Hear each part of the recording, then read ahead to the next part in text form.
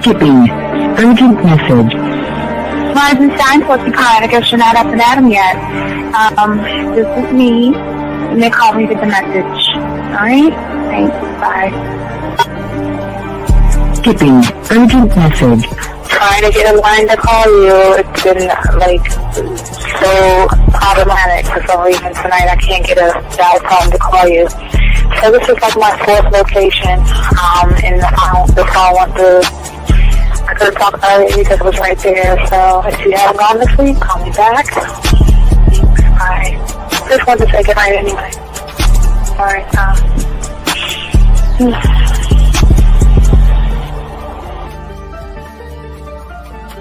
Urgent message. Hi. I hate that your phone keeps rejecting me. You must have a really bad connection. Anyway, I don't know. It's 11:42. It's not even late. So if you're not asleep, call me back. Right, bye.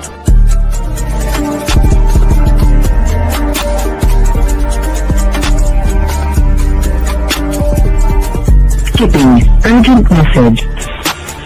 This is Bree. Please give me a call when you get this message. It's just not even about being negative right now. It's about sorting out some very serious feelings that I had for you.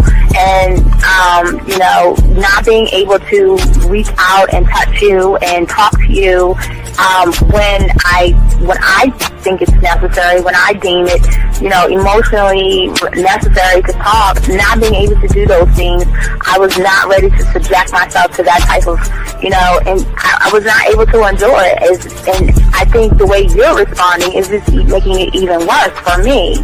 So I need to talk to you with regards to that. And just, maybe the talk you suppose that we should be having, that needs to take place then, obviously. I don't know. Your reaction to everything is really disappointing. And I need to talk to you. So call me and don't be acting like that towards me. That's probably the situation, how you normally deal with it, but that's just not going to work. So formulate your thoughts, processing and all that, whatever you need to do, and call me because I want to talk to you. I'm so falling in love, and it's not a good thing because I know that this is ultimately not going to end. It's not going to happen. So I need to talk that through with you. I need to express that to you, okay? And if I haven't said enough already, that's just where I am, so that you know. Bye. When I started listening to your show, I realized I don't need to be part of no gang against females. All I need to do is know what it is to be a man and Hey man, I just want you to know that your show done changed my life, man. Man, I am serious. I was that nice guy, but then I went out on the block, man, and I was like, I just upped my game and was like being more alpha and being more of a stand-up guy and just taking care of myself. Yeah, now I know. Man, I listened to your show and I was like, what does it mean, Mm-hmm. Until I bought your products, understand, listen to all the diss you gave me, and yeah, that's what it is. Some people talk about it's like there's 60 on the list. Man, I'm gonna tell you like this, man. I just when you called me, I was listening to it now, and you get this natural high from it. He kind of sparks you up. It kind of gets you going, and it gets you to feel good about yourself. Like it's about to be 160. You take your characteristics that you know about yourself, and you work on those. And you improve those, and you develop a belief system in yourself that nobody can tear down. And that's basically I can apply it to every aspect of my life, not just with women. You can do it with your employment. You can do it with sports. Basically anything you want to. And it gives you a strong belief in yourself. Dean, if I had your information a few years back, man, I would not have gotten a divorce. I promise you that. And I even say this much. With what I know now, with the mind state I got now, man, I've got texts from my ex talking about, this is strange, and I didn't put these words in her mouth. She said, Ken, I really respect you. Robert Frank, and you're listening to the ManMindset.com Dating Help for Men with your host, Steve the Dean Williams. I'm Tyrone, and you're listening to the ManMindset.com Dating Help for Men with your host, Steve Dean Williams. So get on board, long dick style. This is Debo. Steve the Dean Williams. Give me your chain, punk. Yeah, sleep with your lights on. I still got the bicycle. Much love, Steve. Do what you do. God bless. Yo, cupcakes. This is C.T. Fletcher, and you're listening to the Man Mindset Dating Show for Men with your host, Steve the Dean Williams. Following program is rated MAN. It contains real game, learning your value as a man, original ways to have her face in the pillow and her ass up in the air. I'm talking her knees pushed so far back, it's touching her shoulders. Touching her without touching her. Having a woman respecting your every move. Buying you gifts. Cooking and cleaning with a smile. And knowing her place at the table. So, for all you human males, cupcakes, surface dwellers, and grass-eating lions, your discretion is advised. Meaning, if you don't like the truth, then go find a show that helps you cuddle, complain, and cry about women. Just get the... It is game time! You've been stressing and second guessing when it come to dating. Ain't no need to worry, this advice we giving is amazing. Leveling up and the plan is progress. Time to get connected with the man mindset. Helping all my fellas till you got it together. Step it up for the better, that's what I'm trying to tell you. There ain't no limit to what you can be or who you can get. Start pulling high value women because they know you legit. This is the man mindset. Hey, wanna welcome you to the man mindset. Yeah, won't find any other advice like this. On point, never miss. It's the man mindset. Yeah, let's go.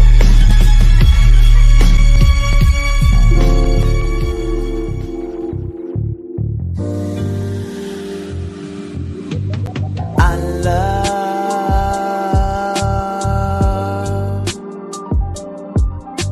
the way you suck my dick, bitch, and lick my balls. I know. Yeah.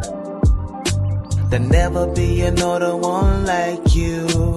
Never at all, yeah. About you and my fantasies. It's all about our bodies in a symphony.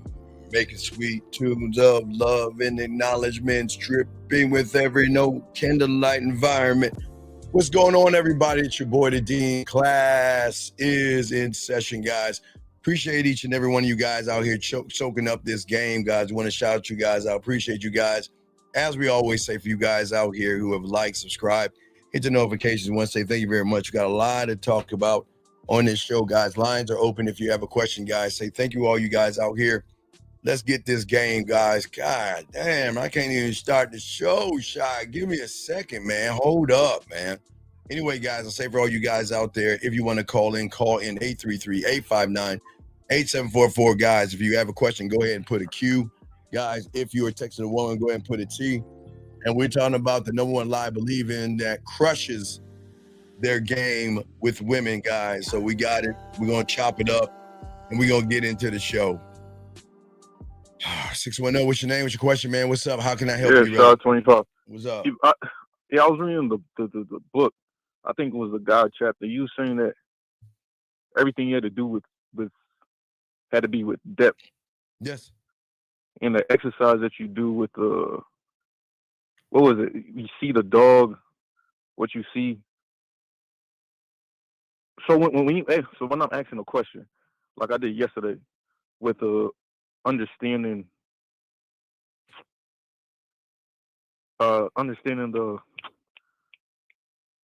the concept with the fuck with the joint.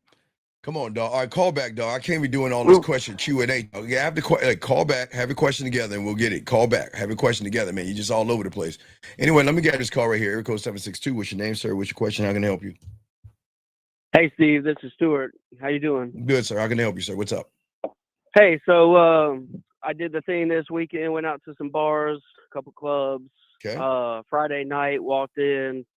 Crowded bar. There's a group of women that I wanted to go up to, but I didn't. Why? Because there was already a gentleman over there. I don't care. So he's not messing with all the women. So what's the problem? I don't know. Well, it ate at me until today, and I finally just went and did the thing.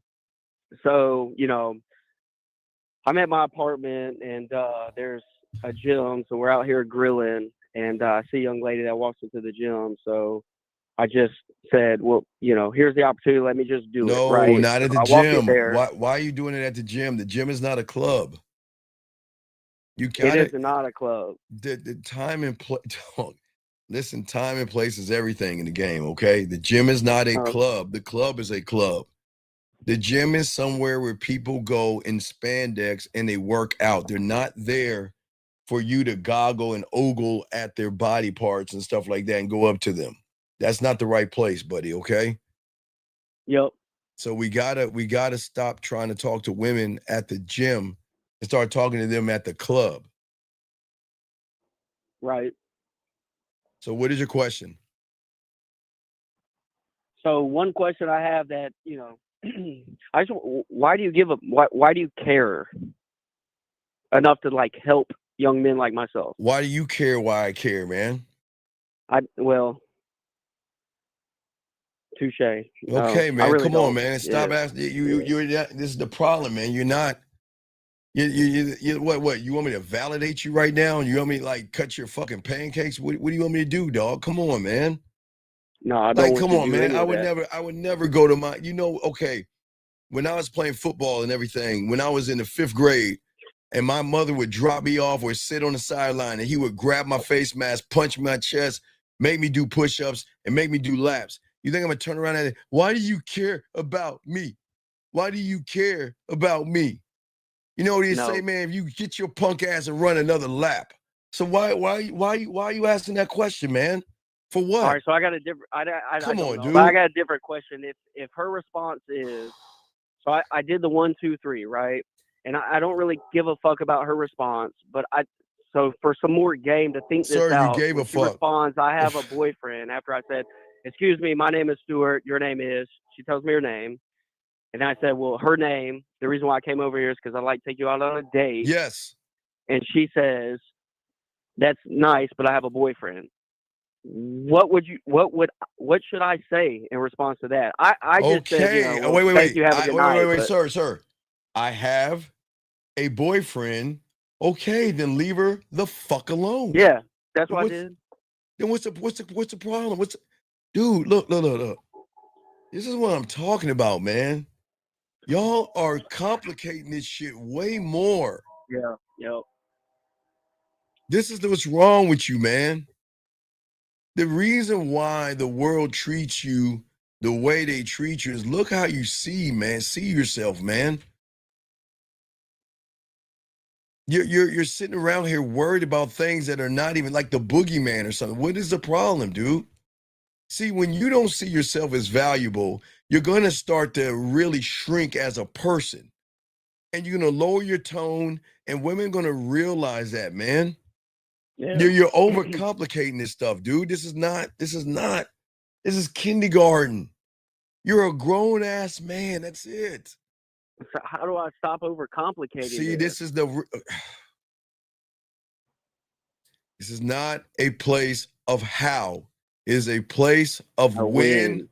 Right. Yeah. So stop. All right, I'm going to let you go because you're not paying attention, dog. I don't like people when you ask me how, you're spitting in my face, man. I don't like that, man. You know the how. What do you mean, how is the how? How you see yourself, gentlemen, shapes your reality.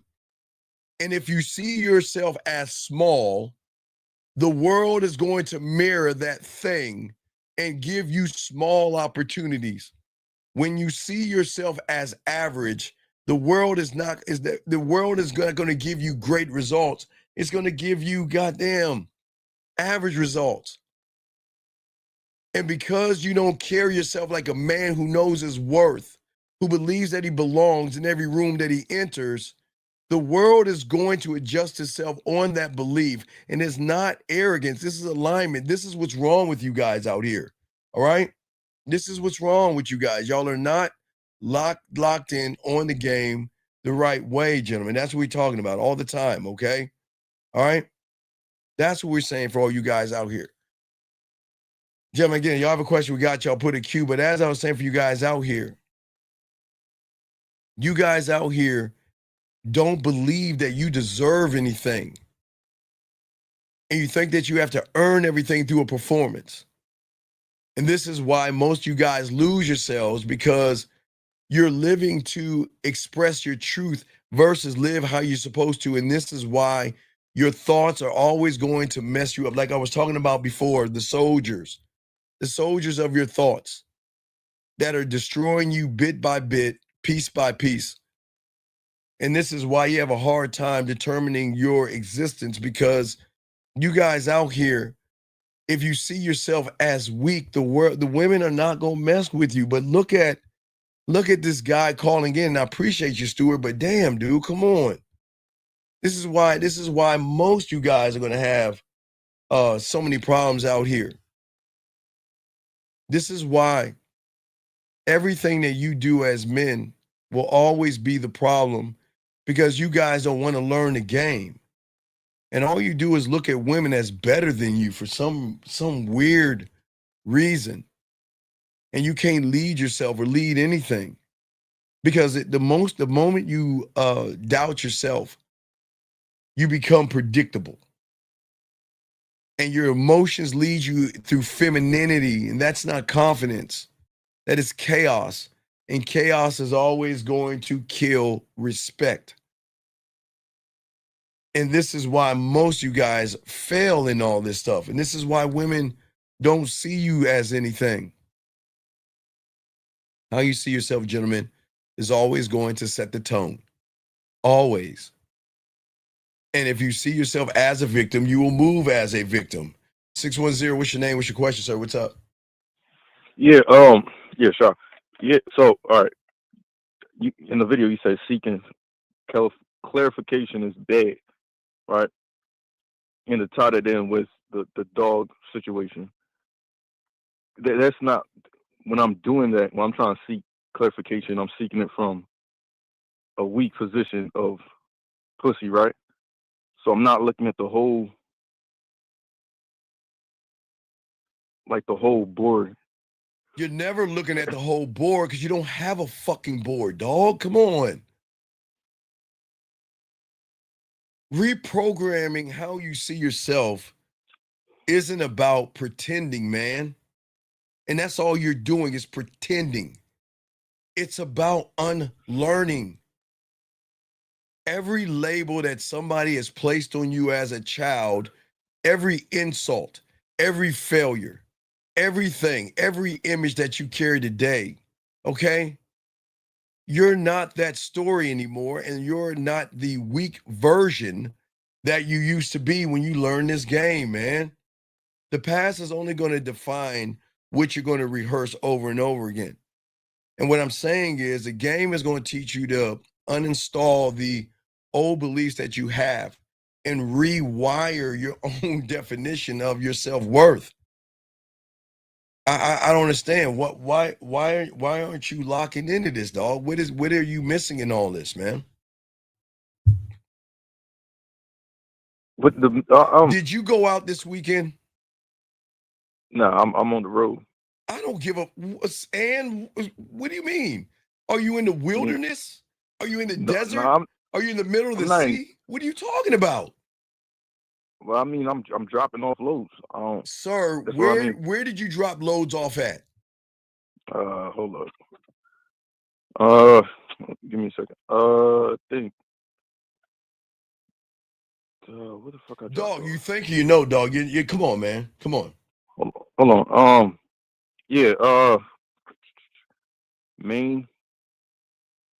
in Allentown, PA. So why didn't you find a place to go to a club or something?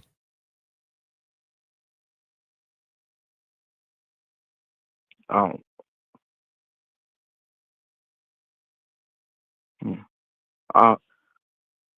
really don't have I don't have nothing. Oh no my clothes. God, this is my point, dog. This is my point. All you guys out here, and dude, let me tell you something. Hold on, time out. Look, listen. First off, I'm not your fucking bro, bitch. This is not for you. This is not for you, okay? So you need to kindly shut the fuck up. Not you, caller. You need to kindly shut the fuck up and don't talk to us, or we're gonna kick you the fuck out. This is not for you. This is not for you, okay? Do you understand this? This is not for you. So stop asking us questions like you want to be a part of this. This is not for you, weirdo. This is not for you. This is for winners. This is for the guys that call in. This is not for you. So what you need to do is get your fucking ass the fuck out of here and leave us alone and find somebody else. Get the fuck out. Back to you, Shy. Okay? So big guy, listen. The problem is, dog, you're not doing anything to grow. You're not doing anything to learn, man.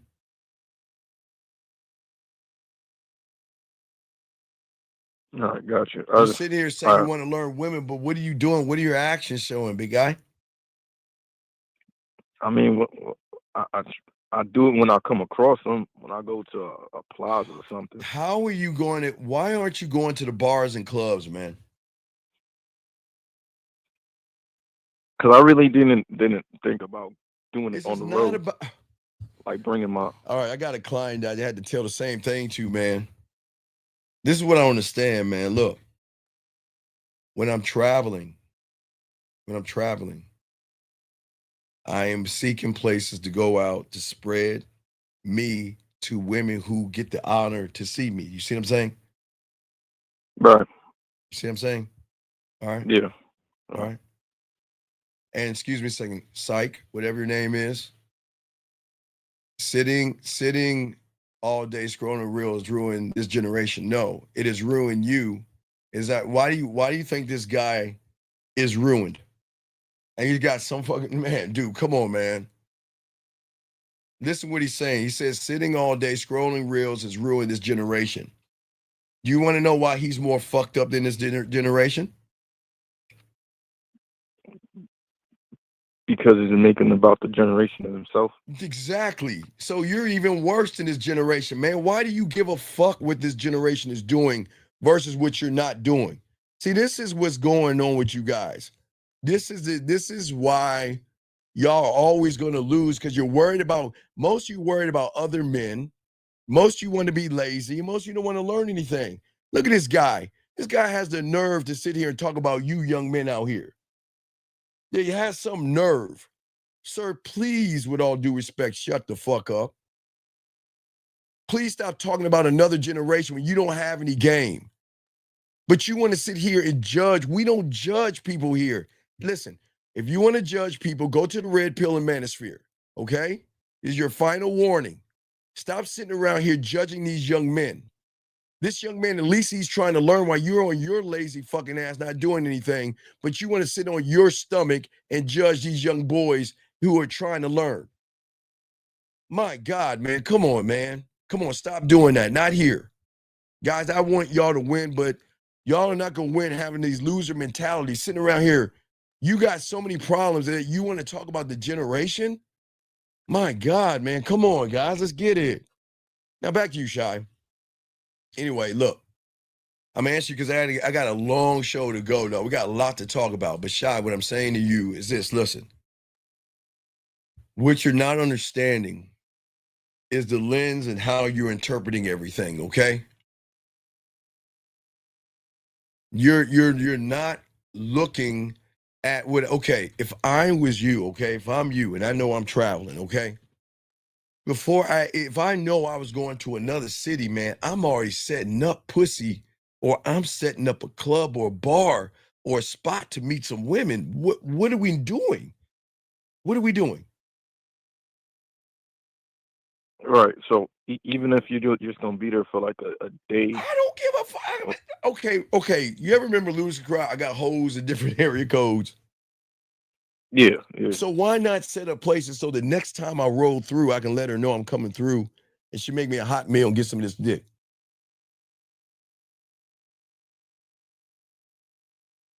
Right. Okay. All right. And wait, So- give me 1 second, please, sir. Please, sir. Please, sir. Sir, please, sir. Rashawn, whatever your name is, we appreciate you here. But please, sir, this is a place of learning. This isn't a place of talking about red pill rhetoric, homosexual tendencies, and asexual thinking. If you're here to learn, sir, but please stop the asexual, homosexual thinking. This is not the place, all right? So if you're here to learn. But all this style versus trend game, what does that even mean? Shai, do you know what that means? Is that like homosexual talk? What is that shit? What trend game? Yeah, what does that mean? What is trend game? What is that? What does that even mean? What is that? You know what that is? No, I don't know what that is. Like TREND? Yes. I don't know. Yeah. So, sir, listen. If you're here to learn, I welcome you here with open arms. But this is not a homosexual or asexual place, okay, sir? We talk like men here. There's no such thing as style or trend game, dog. That is man-made shit and your reality that holds you back, okay? Please, okay? Please, if you want to learn, please, you're welcome here. But please stop that. Not with my guys. I don't want you guys bombarding these young men with homosexual and asexual tendencies. All right? Thank you. But anyway, Shai, go ahead. Last question. I gotta keep the show going. What's going on? So all right. So when you go into a state, like you section it off. Oh, of course. Yeah. Oh, yeah. Spots. Yeah. Listen. Okay, you break it down. Okay. First, you gotta look at the kind of woman you want. Do you want black, white, Spanish? You want interracial? I mean, what are you looking for, right? And then from that, you got to look at, okay, do I want jazz, hip hop, house, techno? Do I want goth, rock, country, metal? So we got to game it out. And then from that point, you'll know where you want to go. So you have the women set up that the kind of women that you want, if it's black, white, Asian, or a mixture.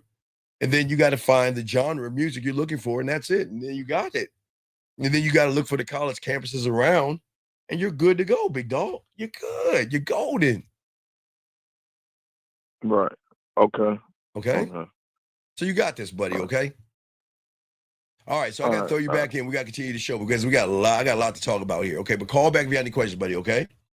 All right. Gotcha. All right. Thank you, sir. Appreciate you, man. Guys, lines are open. We got you covered, guys. Go ahead, guys. Get your crayons out. We got a lot to talk about because, gentlemen, as I said, for many of you guys out here, is because your mindset. Remember, guys, we're talking about your reality that you are in, okay? The reality that you're in right now.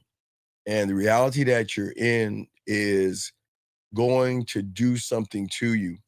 You know, I went to go see Tron, and it was quite amazing. I mean, for me, I'm a geek, I'm a geeky guy, so I really enjoyed it. Y'all are probably not going to enjoy it because there was game inside that thing that some people will see it as a movie.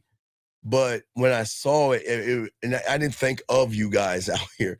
It reminded me of what's going on to you guys out here, okay? Okay? And that's what I want to talk to you guys about today because most of you guys out here, listen, this is, we're going to get deep here. And don't drown. If you got questions, please ask. But we always teach y'all things that no one ever talks about. So, gentlemen, what I'm saying to you guys is most of you guys, all of you, each and every one of you guys came into this world as perfection.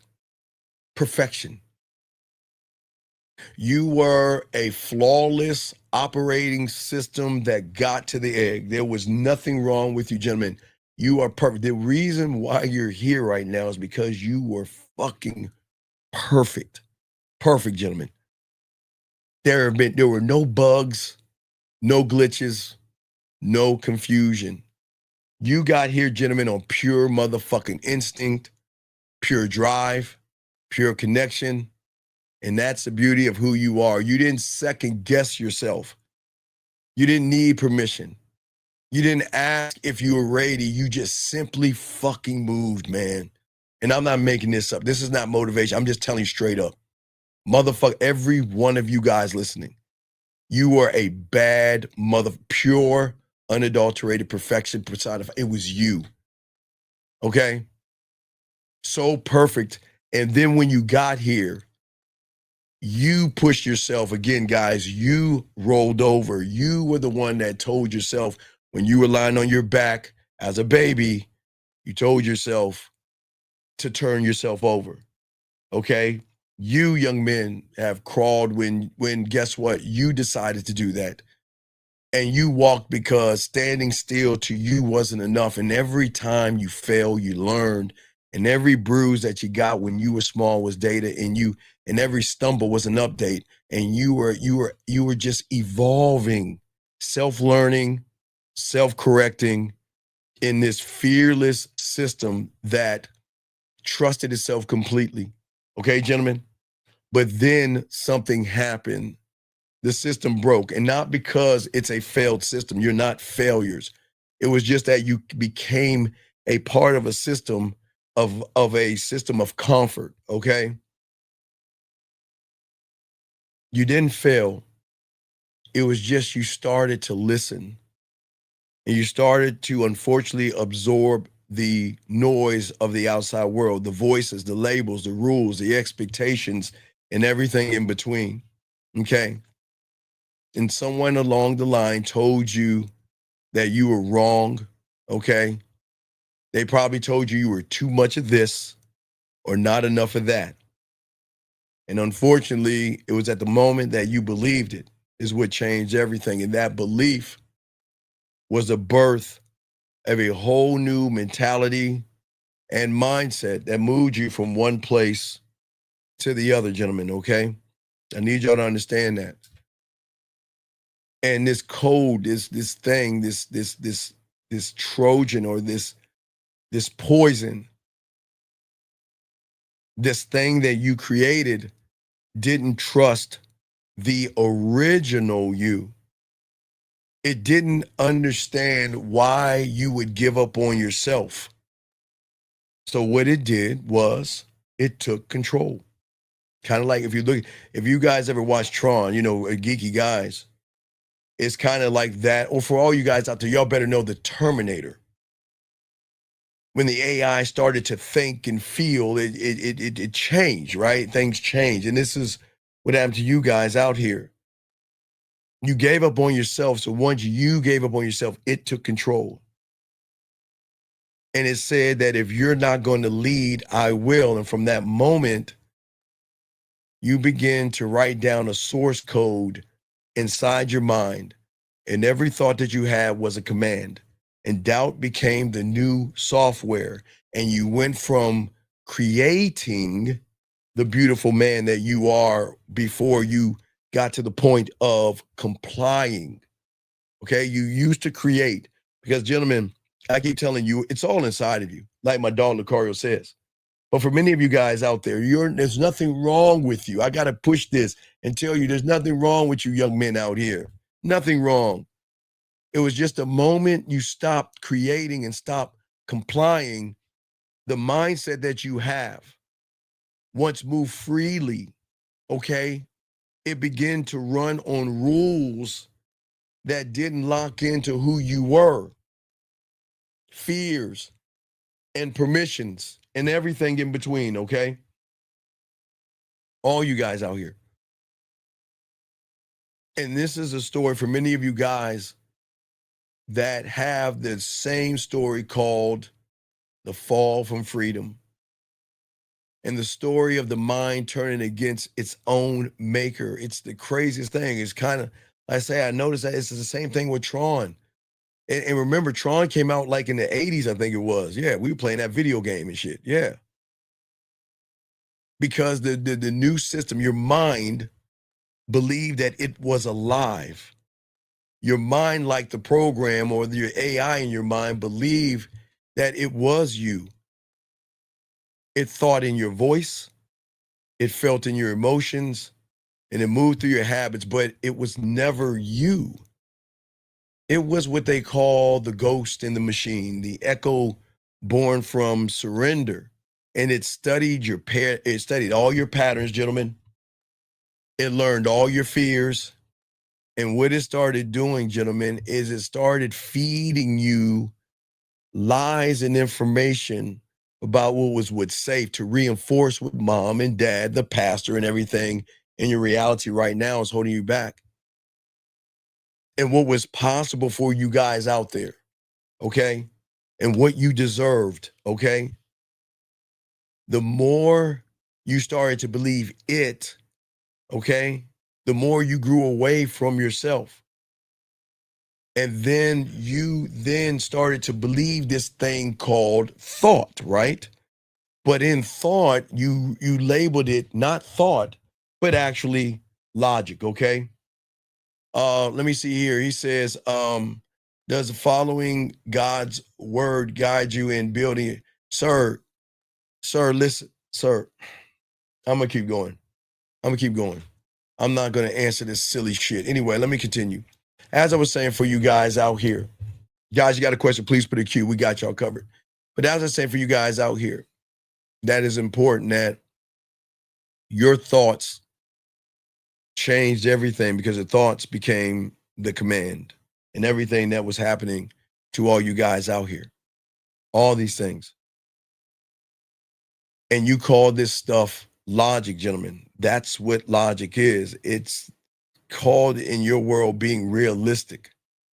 And it was none of these things to help you. It was the sabotage that was masking you for a reason that is going on with you young men today. And because of thought, when you disconnected from your truth, there was a rebellion amongst you. In every overthinking moment, gentlemen, every time you hesitate and every time you question your worth, was the subsystem in your mind running its own commands, keeping you in line, keeping you small, keeping you safe, keeping you in the thought that you have right now. See, the thought right now, gentlemen, yes, it is bad, but it's not your enemy. There's nothing wrong with thought because you, gentlemen, we all have thoughts running through our head, okay? It's not your enemy, but also it's not your master as well. Thought is something that's supposed to be a tool, okay? But you were never meant to live by it. You were just meant to use your thoughts. But the moment you actually started to give up on yourself, thought took the throne. And guess what? Once it had the power, it did want to let go because the power is such a beautiful thing. When you get and when you feel the power, it's beautiful. This guy says, how do you stop nervous feeling you get before talking to a woman? Sir, Mike, we have a new program out that we released this weekend called Unwiring Your Mind. It's absolutely free. So just go to YouTube and watch it and begin the process, okay? Because we've got it. Okay. The thought is part of the how. As you grow, you don't ask, how do I ride the bike? When do I take off the training wheels and start pedaling? We don't ask, how do we crawl and how do we walk? Did you know? That's the problem in your world. We're too busy asking how to do things versus just do things. That's the problem, Mike. This is why I keep telling you, the how. This is why you guys are always going to lose because you're in the too many thoughts. Thought asks how. When you get the game, you just do it. You don't ask how, because how is not going to solve it. How do I become a doctor? How do I become a lawyer? Do you see I want y'all guys to see the words and how you use them. How is not about it. Stop asking how. Anyway, let's continue. Gentlemen, because you were safe and because you didn't understand the tools were just used for tools, what happened for you guys out here, the more you believed in the tools, the less you grew as a man, right? And as I was saying, for all you young men out here, which is so important, is that you then started to convince yourself the wrong things. You convinced yourself from this thing that was a tool that, from a position of safety, because remember, mom and dad created your bubble you're in right now of safety and secure. Let me grab this call. We'll continue 1 second. 703, what's your name, sir? And what's your question? How can I help you? Hi, Stephen, 33, Virginia. I had a question about when you were talking about the oath system, about how the oath, that shadow system runs you. Yes, sir. So obviously this weekend I went out, tried doing the 1, 2, 3s, but I really got ignored. Wait. So What do you mean I tried the 1, 2, 3? What do you mean try? So I didn't try. So then you've okay, wait. Count to 3. 1, 2, 3. Count to 3 again. 1, 2, 3. One more time. 1, 2, 3. Did you try it or did you just count to 3? I counted to 3. Right, but the moment you say I tried to count to 3, meaning that then you did it wrong. All I'm asking you to do is just do the steps that I tell you. You don't try. You're either going to do it or you're not, young man. Does that make sense? Yes, that makes sense. So then the moment you say I tried, you failed because you didn't believe in. Okay, look, listen to me. Okay. Please understand, young man. It's cool. It's cool, big guy. I'll let you finish your question, but please listen to me real quick. Right now, you're moving on 2 realities, right? 2 realities, okay? There is a reality that got you to the egg that I'm trying to get you to tap back into. And then there's a reality that you're living in right now where you don't fucking believe in yourself. And in order for you to get back to your core of who you are, I am just telling you just 3 kindergarten basic things that I'm asking you to do. Why is it so hard to focus on the 3 things I'm saying versus try to do them, buddy? Yes, sir, that is my fault. No. It's listen. Okay, it's not your fault, okay? It's not your fault. It's just a choice you decided to make, okay? So I don't want you to we got it. Okay, listen. The word in your reality that holds you down is fault. Okay, think about this. See, the problem is when you were young, okay? When you were young, words like fault were words that your parents probably threw on you that made you feel a certain way. And that's why you're still using that term right now. Because fault is disapproval. Fault is a bad thing. You see what I'm saying? And somewhere along the line, something happened to you where something happened and you got blamed for it, and they kept saying it's your fault. And in the realm of comfort that you're talking in, there is no it's your fault. There is no fault. And that's why I was trying to, and we got to keep pushing it, right? But we've got to stop looking at our comfort zone of fault and comfort and security and permission. I'm just saying to do the steps and don't think of anything else. But what is your question, buddy? All right, my question was, after obviously doing the steps and not going the way of... No, you didn't do the steps. Okay, wait. Yeah, they didn't do the steps. Right. So you didn't do the steps because the moment you drop the poison of try and fault into the water, you stop believing that you should drink the water. Do you see what I'm saying? Yes, I do see what you're saying. Okay, well, yeah, and it's not okay. What I'm saying is, and there's nothing wrong with you. Right now, you're a fish trying to climb a mountain. I am saying stop being a fish trying to climb the mountain, turn around and jump back into the ocean of your knowledge. You don't have to try to turn around and jump back into your ocean. You just got to believe that you can actually do it. Does that make sense? Does that make any sense? Yes, sir. That actually makes sense. Right. So don't listen. Okay, you didn't lose the war. It's just a battle. So it's cool. We just got to keep going forward, okay? So don't look at this as a bad thing, okay? So I don't want you to beat yourself up, and I hope that you don't think I'm disappointed, right? No, Okay. sir, I know that. Right, I'm not disappointed. I'm glad that you did it. I'm glad you tried, okay? But we got to stop trying. We got to stop looking at fault, okay? Because right now, you're looking at keeping yourself safe, okay? Yes.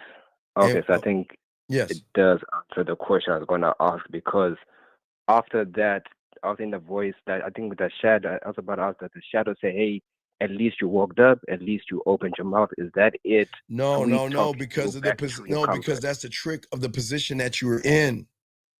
Okay. Okay, when you go get a glass of water, do you pat yourself on the back? No. When you go get cereal, do you pat yourself on the back?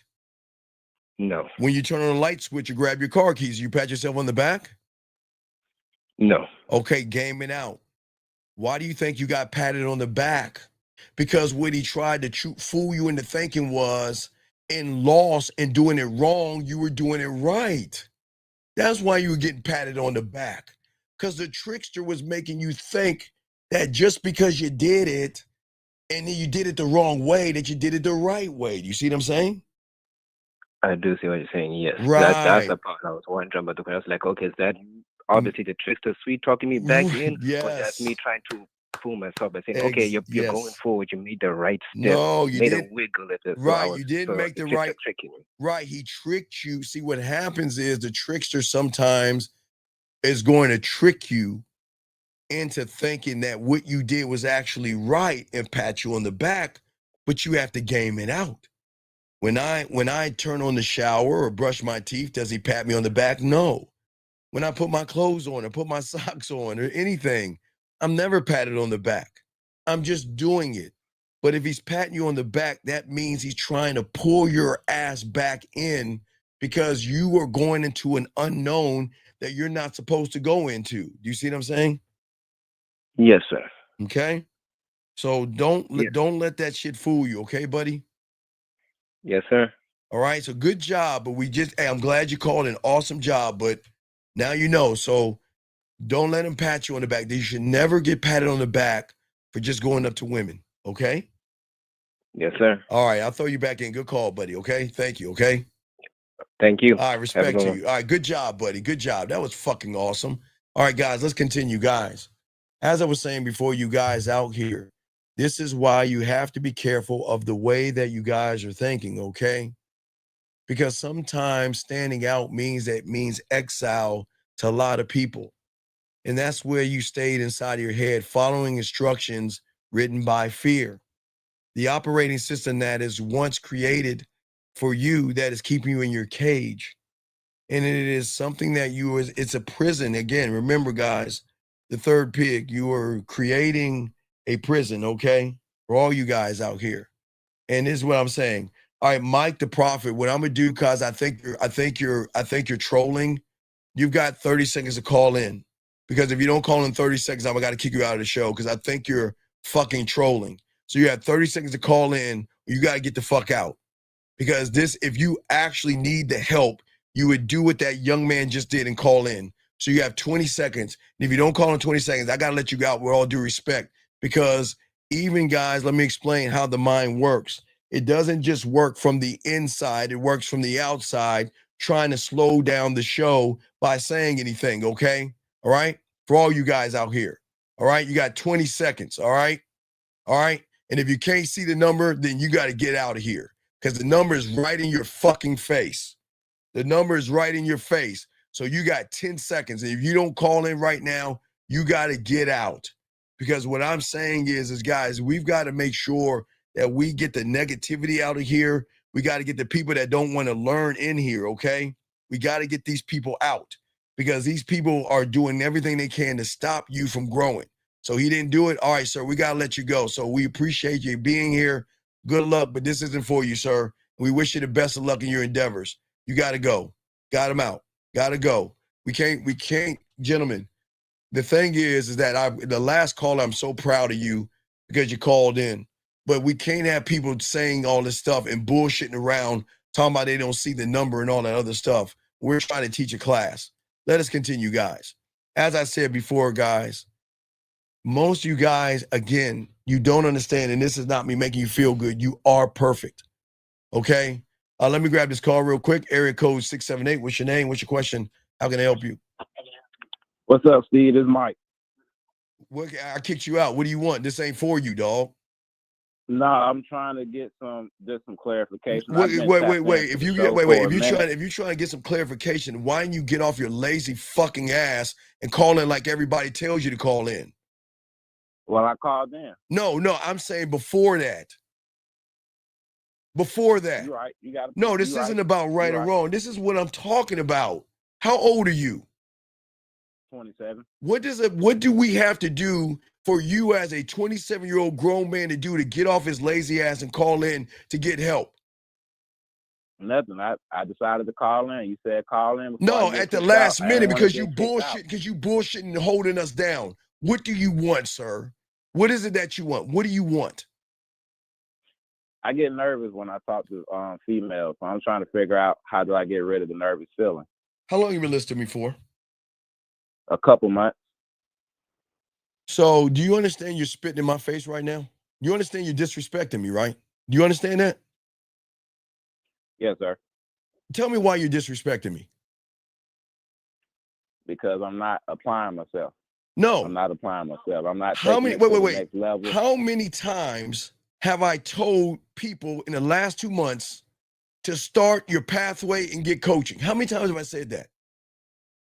Every time. So then why the fuck are you spitting in my face asking me how if you already know the how? You know what? Goodbye. This ain't goodbye.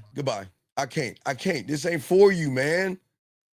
Gentlemen, I'm not being mean, but gentlemen, if we give you the answer and you keep asking me how, you're spitting in my face and being very disrespectful. That is very disrespectful. Very disrespectful. But anyway, let's get back to what we were saying, guys. I want to help you guys. This ain't for everybody. But gentlemen, let me continue.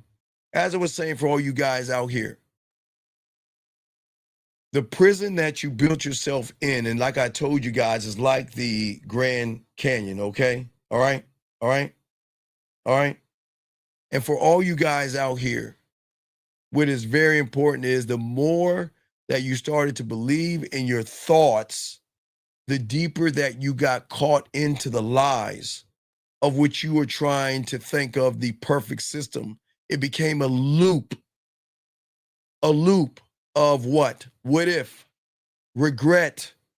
I'll do it at the right time. And when is the right time? And hope. Like that last guy. You've been listening to me for a month.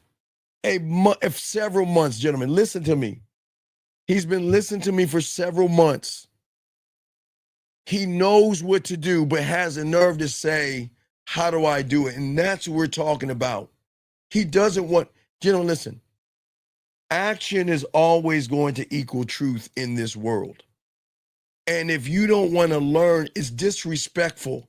How is that going to look like you guys go to the offices of a medical school and walk right to the front office and say, how do I learn how to be a doctor? That's disrespectful. Anyway, as I was saying, guys, the reason why you guys are never going to grow in the system that you're in, because the system is already finalized. and it's never updating. And every year, you are just the same person. Every year, more limitations. And the only way out is to remember what you are, but you don't know who you are because that part of you existed so long ago. It is just a fond, faint memory if you ever get one. And the version of you that is right now is a version that is always calculating outcomes, always calculating what is going to happen to me next. And you live these things. And it is a counterfeit version of you. This isn't you. What if I fail and all this other stuff? And you're not trying to preserve who you are, gentlemen, because if you ever remembered who you really were back then, that's when the system that you have right now is dying, but right now is terrified right now. And a lot of you guys are terrified. And a lot of you guys are stuck on limitations. And a lot of you guys just are caught in to thought. And this doesn't make you bad people. This is just what it is. It doesn't make you weak because you're terrified. It doesn't make you soft. And it doesn't make you effeminate, guys, because you're terrified, okay? For all you young men out here, okay? For all you guys out here, okay? And this is why I say for all you guys out here, this is why what we're teaching you is very, very important. Because that baby, that version of you, hold on, let me grab this call real quick. Area code 661. What's your name? What's your question? How can I help you? My name is Emmanuel. I wanted to ask about something you said. Sure, sure. Yeah, you said that you mentioned the 3 pigs. The third pig specifically. Yes. That's the prison. Yes. So that would basically be me not taking action, finding No. That's okay. That's the crazy thing. You are taking action. When you lay on your stomach and bird watch, okay, it's not action, the opposite. It's reaction. But your reaction, you've been doing so many reactions, you have trained yourself to think you're actually doing an action. When you sit around and bird watch and don't ask questions, you've done it so much that in your mind, you think you're actually doing something. You think you're in action, but you're in reaction. All right, think about the guy that just called. I've been listening to you for 2 months, Steve, and I'm still nervous, but I don't understand why. You see what I'm saying? Because he's been watching so many times and being in reaction that he thinks that he's actually in action. And if you think that you're in action, then you feel that you've already reached the mountaintop and you don't have to learn anything. But then you scratch your head that I'm not learning anything at all. But I'm confused because if I'm doing all these actions in his head, why am I not growing? Because he's in reaction. Remember Lawrence Fishburne, deep undercover. He's so deep undercover that he thinks that his reactions are actually actions because his mind have taught him that and patting him on his back that you're actually doing something by sitting here and watching the show. You're learning. You don't have to do anything else. Just keep watching. That's what the mind tells you. Does that make sense? Yeah, and that's basically how the mind keeps you stagnant. Right, because the thing is that you guys are all you're doing is taking notes and overanalyzing things, right? Yeah. And that's the problem. The truth doesn't move that way. Okay. Okay. So yeah. So that's the third pick. That's the prison. The reaction. Right. The unknown. The prison that you are in and all your yes. It's the third pig because that is the indoctrination that mom and dad and our teachers taught us that when life or women in this situation huffs and puffs and blows your house down, to run and create a prison of false protection. False protection. Right. So you are just doing what the world is teaching you to do, is to run, hide, and protect, and then in that prison to think that it's actual comfort. But it's not. It's like the reaction of action. It's the same thing. So a lot of you young guys have prisoned yourself in the prison by your own doing, not women. Women are not putting a gun to your head and making you nervous. Women are not putting a gun. Women are not doing anything. This is a man-made prison that you have created because your mom, your dad, your pastors, and everybody in between have never taught you about the fourth one. We're the only one. There's nobody on YouTube that teaches you about the fourth one because that's where the game is at. Mom and dad didn't know about statements. Your answer, nobody knew this. Everybody moved off of how the world operated in the system of safety. But beyond that point of safety is a new reality of game. But you are not supposed to know that. What you're supposed to know is you're a good little soldier and create and be nervous and scared and beg and barter and kiss a woman's ass. So that's what was passed down to me, basically. Like it wasn't passed down. You reinforced what was passed down, and then you started believing it. And then once you believed in it, you stopped believing in yourself. So reinforcing it is the bricks, the third. Yeah, when all you're doing in your operating system is you're watching the thought. You see the fear. You hear the noise. Yeah. Okay? Yeah. You don't realize you have the power to decide. You choose what to run and what to delete when you have the game. And that's what the game is all about. It's that you are the one, the great architect, right? Yeah. But the moment you stop believing every thought that crosses through your mind or your screen is the moment that you're going to realize you wrote the fucking code. But see, you can't see what you can't. Okay, listen, watch this. I'm saying this right now, right? And somebody's just going to jot that down and think, oh, now I understand it. But they don't, because they don't understand what they're even fucking writing down.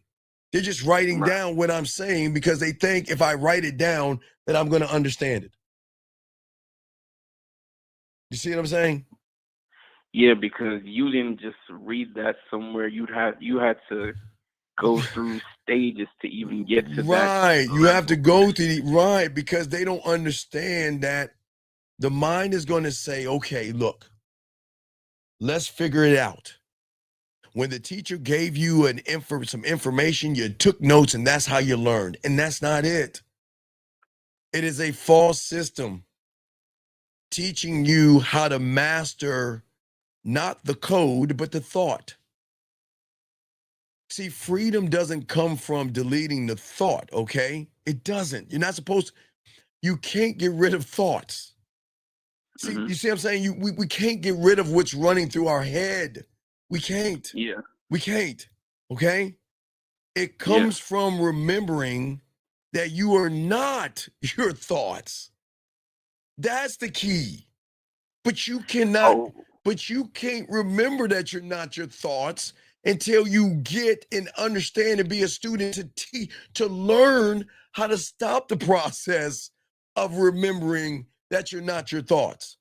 Just writing it on paper saying, okay, ooh, that's a good one. I am gonna remember that I'm not your thoughts. And you have then gotten even deeper in. Because you remember the young man that called in and got patted on the back for just trying or something? That's how the mind tricks you. Okay? This is not right. You are the architect, okay? You're not the architecture. When you reclaim the game, Everything shifts when you become the student. You must become the student. This is why I keep telling y'all guys, this is so very important. Guys, I'm telling you, don't understand. You got to watch the 36 Chambers of Shaolin that came out, I think, in 1979 to realize what I'm saying. You don't know and understand what you are until you see what it is. You can't see fear and you can't see it dissolving. And hesitation doesn't dissolve from where you're at right now. Because right now, the system that I'm trying to tap you into is dormant. It's there. Gentlemen, it's there. It's just sleeping. And it's waiting for you to awaken it. But you cannot, okay, let me show you what I'm talking about. Think about you taking your hand, you see those TV shows where they have to put their hand on something or have an eye scan to open something up? Yeah. Like Okay. secret lab door and stuff like that. So right now, you are putting your hand on this door right now, but the door ain't opening. You want to know why the door isn't opening? Why? Because the fingerprints in which it is pressed upon is not the fingerprints. Hypergamy, red pill, looks maxing, high value man, money, clothes, and status, whatever one is on your fingerprint that somebody on YouTube has indoctrinated you with, it's not your fingerprint. So you cannot take your hand and listen to looks maxing, be on your purpose, no FAP, PUA, tricks, gimmicks, code approaching, frames, and all that gimmicky shit, and then press your hand on that place and it's going to open. It won't open because it's not yours to open right now. Yeah, it's kind of like something's covering the fingerprint. Right, and that is the false information that you have taken in from YouTube, pickup artists, and everything from Red Pill to Manosphere and all that other shit that y'all are taking in. Because the version of you that unlocks the door, that fucking baby, it didn't hesitate. That little fucking kid did not, you didn't hesitate when you were a baby. Didn't hesitate at all. You on your back and something said, man, I'm getting tired of fucking being on my back. You didn't hesitate. You started doing shit to roll over. Your parents walked in like, what the fuck? Hey, honey, look. The little motherfucker rolled over off his back. Oh my God, take a photo. And then when you realize that, you know what, I didn't want to be on my stomach anymore, I'm going to take my fucking arms and push myself up, you didn't hesitate. Parents came in and said, oh shit, look, the motherfucker's doing little push-ups, take a picture. And then all of a sudden you try to push your knees together and you fell over because it wasn't in balance. Then you push yourself up again. And then you try to put your knees together and you fell over again. You didn't hesitate. Then one day you fucking realize that, okay, I'm balanced. I've got my knees up and my arms up. Parents came and said, holy shit, look at him, honey. The little motherfucker he's crawling. He ain't crawling yet, but he's about to. Until what? You decided to put one arm forward and you fucking failed. Then you say, wait, I gotta think this shit out. You did it. I didn't fucking do that for you. Then you decided to push your knee to your arm and you failed so many times and then you locked it in and then you were scooting all over the place. Dad was like, fuck, where's that little shit at? The fuck? He was just here a second ago. The fuck is he at? So then they had to put baby shit around. Say, no, you were doing all this all over the place. Just just all over the place. And then one day you're like, look at these people. Look, I'm on all my fours and these motherfuckers are walking on their twos. What the fuck are they doing? Let me try that for a second. Let me try that. Maybe it was a table or a wall or something. You had enough strength to crawl up and start climbing like you're fucking Spider-Man up the wall. You didn't hesitate. You did it. But you fucking failed and started crying. But did you cry and take your ball and go home? No. You were like, damn, that shit fucking hurts. Let me try it again. You kept trying and trying until one day you stood up and your father, your mother said, oh my God, look at this motherfucker. He's standing up. He's about to walk. Until one magical day, you were standing up and you decided to fucking take your leg and move it forward and you fell over. And they were like, holy shit, he's almost got it. And then you got him and did two. And then your parents, one was on one side, maybe your grandparents, somebody's on one side, said, come here, come on. And, and you were doing like you were like a Frankenstein. You were just all, I'm dead serious. You were doing this. Oh, come on, come on, come on. And then when you do it, they praised you. You see that? You see what I'm saying? Yeah. So basically, that baby believed in itself to keep trying things in order to win, versus me, who's like, okay, I'm first of all, I'm not even trying.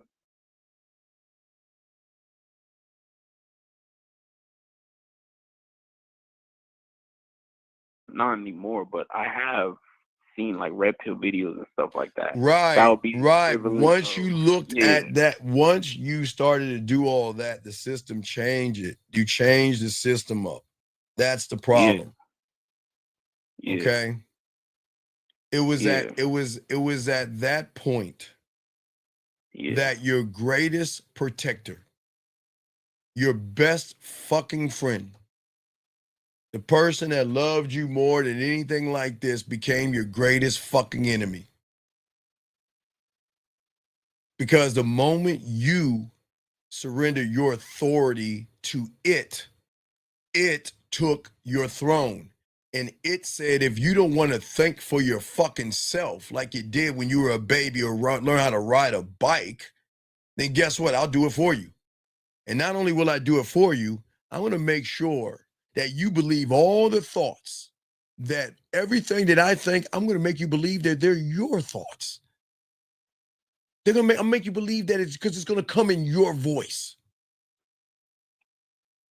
And this is when he started whispering all the lies in your voice, feeding you all the wrong information, but disguising it as logic and wisdom. It said that you're being logical, and you know what? You need to be a little cautious. You need to listen to your parents and all these things. You see what I'm saying? You need to be smart. You see what I'm saying? You need to be smart. And let me give you this doubt, and let me give you hesitation. And every update he gave you made you weaker while convincing you that you were in control. And it tricked you in believing that every self-sabotaging thought that you had, okay, was actually your decision and your idea. Every delay, every moment of uncertainty, everything was your creation. But it was manipulating you and rewriting the original code, the code that I'm trying to get you to see. You said the original code? Yes, the original code. Right now, when you learn a game, you will go to your pyramid and you will dig deep, deep down, and you will see hieroglyphics that have your name, your signature, your coding, your wording, and everything that not only got you to the egg, make you fucking crawl and walk, made you ride the bike and everything. All that shit's there. It's there.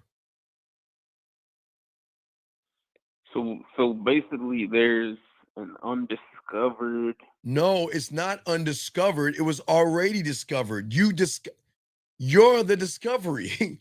You can't undiscover something you've already discovered. You were there. You have just buried yourself and dug yourself in this deep, deep ass hole because of the lies and the deception that you had, because you felt the moment that you felt you were incomplete was the moment it took over, because you were complete. Didn't you get to the egg? Yeah. You were complete. But the moment loneliness came in because you felt that you deserve a woman or some shit like that, because nobody would talk to you and all this other shit, you felt incomplete without someone to love you, And then you needed someone to validate you. You needed someone to see your worth, okay? Because it was never about you guys looking for a woman, looking for a relationship, or looking for love. It was about craving something external to escape the internal that you replaced to yourself.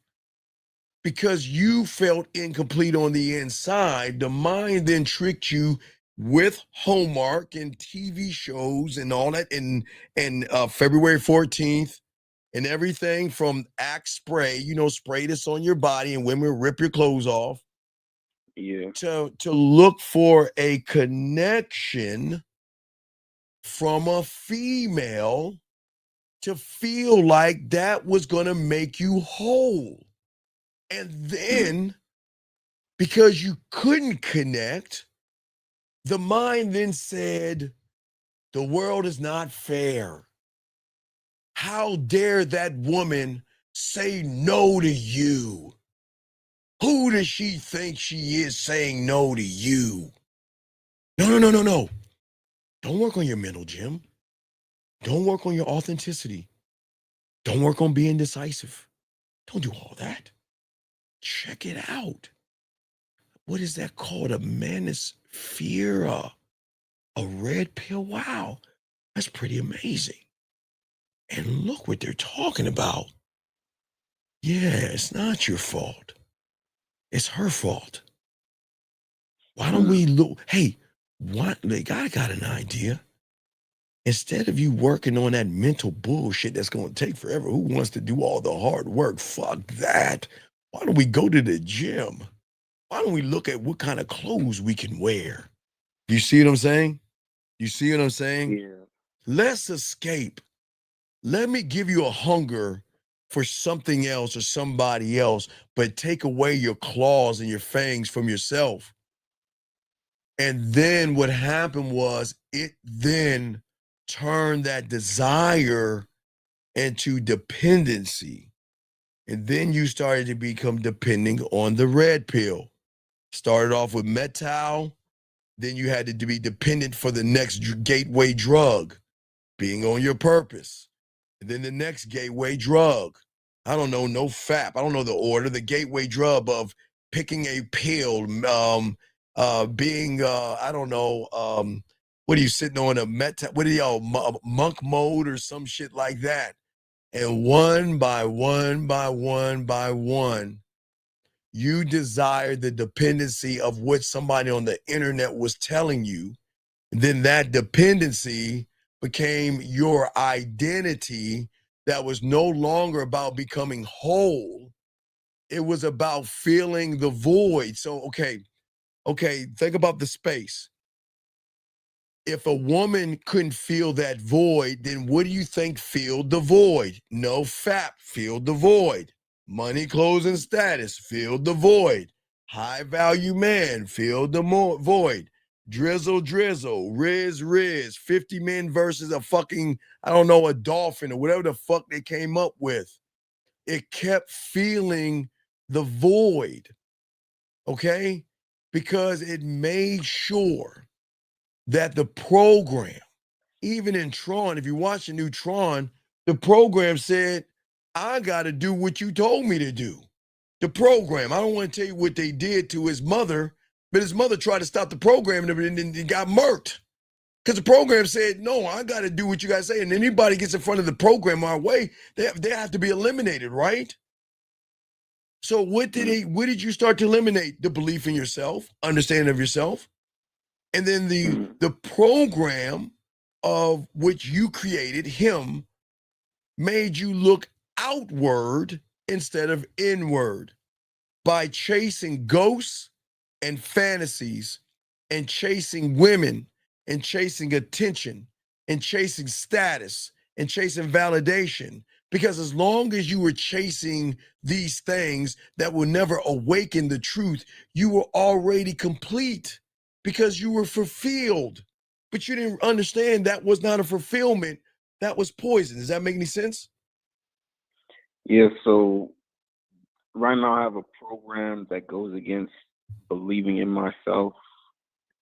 And basically, I can't get rid of that until I fully become a student, like actually become a student. Or not. Yeah. You were taught to find your person and find this mythical bullshit thing called love. To find purpose in love. Because they indoctrinated you motherfuckers thinking that love is this thing that you have to have. And without it, you're nothing and you're a nobody. And then with it, you have to tolerate disrespect and mistreatment and all that other shit. For the purpose of what? Love? And it was designed to keep you from stopping loving yourself, because you were not looking to love yourself. You were looking to attach yourself to this mythical fucking thing called love. Marketing 101, economics 101. Love and anything that makes you feel like you're going to get some pussy. Okay, a beer commercial. You have a beer commercial, they'll put a piece of ass up next to you. You think that if I get the beer, I could get the woman. Have you ever seen a Mercedes, a Bugatti, or a Ferrari commercial with a 400-pound woman in the car? Have you ever seen any of those things? Nah. Fuck no. No, hell no. Have you ever seen a Rolex watch with a 500-pound woman next to it? Have you saw any kind of clothing show, anything that they would push clothing or anything they want to push on you with an agenda with a woman that's 400 or 500 pounds?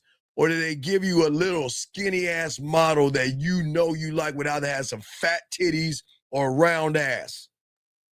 Because they know and get you to think if you can do this thing, you're going to get that woman. And then that means your worth is tied into a woman versus in yourself.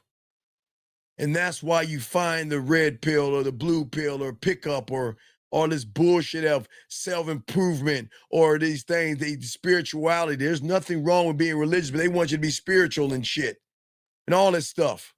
As long as you as long as you stay plugged into the system, you're right where they want you to be, right there. Be a high value man, but never told that your value comes from being, not doing. They don't want to tell you that. They tell you to improve yourself, but they never tell you that improvement without connection and learning who you are is nothing. It's still slavery. Because all that being on your purpose, they never told you purpose is nothing without peace. If you don't have peace internally, purpose doesn't mean anything. It's just another program. And the most dangerous line code that they ever wrote is that, guess what? You're not enough until you are locked into that bullshit outside of yourself. No, I'm not saying, no, listen to me. Listen to me. Listen to me. Please listen to me. I didn't say anything about God, Jesus, Allah, Buddha, Yahweh, dolphins, and fly, who you pray to. I didn't say that. I didn't say that. I'm saying for you guys out here, you take the word of whoever you're praying to and find a woman that you want to fuck, and then you utilize that shit to try to get her pussy. That's what I'm saying. So stop all that shit. I'm not saying that who you pray to is wrong. I'm not saying that. I'm saying that you motherfuckers you will go to the church or the mosque, or wherever the fuck you go, Bible study, wherever you go, and you will see a woman that you want to fuck, and you will utilize the things that you should be utilizing to try to get some fucking pussy. That's what the fuck I'm talking about. You will go to the gym. Instead of utilizing the weights and everything to build your body the way you should, you utilize it to get some pussy. That's what I'm saying. I'm not talking about, please listen. We don't talk about religion. Please pray. Pray and worship. I am never here to tell you not to do that. But to take that thing that is beautiful and to utilize it to try to get some pussy. How fucking low are you? Fuck you. Because that's fucked up. To sit here and do that, okay? That is fucked up. That is terrible. That is terrible. And you shouldn't do that. Church is not a club. It is a place to worship. It is a place to look at your sins and learn the book or the Quran or whatever you pray to.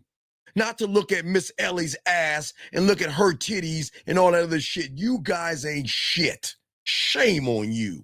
But I'm not talking about that. Back to you, young man. What I'm saying is at the end, this is what I'm saying. Look. Yeah. The thing is that what you guys do is how your mind does it. See, there's beauty, and there's beauty in you guys worshiping. I find that excellent. It's beautiful that you worship. But what happens when the prophet becomes the cult leader that pushes the red pill? What happens when the prophet tells you about hypergamy and money, clothes, and status and looks maxing and all that? What happens when the prophet becomes the God? What happens when you start worshiping the person and the information and at the same time? The moment you believe in all that bullshit that they push, that's when you stop listening to yourself. You stop creating and you start performing.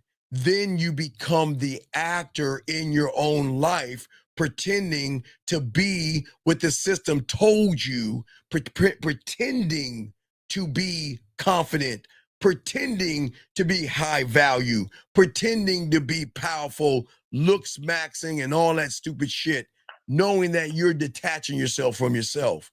But watch this. Watch how it works real quick, young man. Watch how it works. Yeah.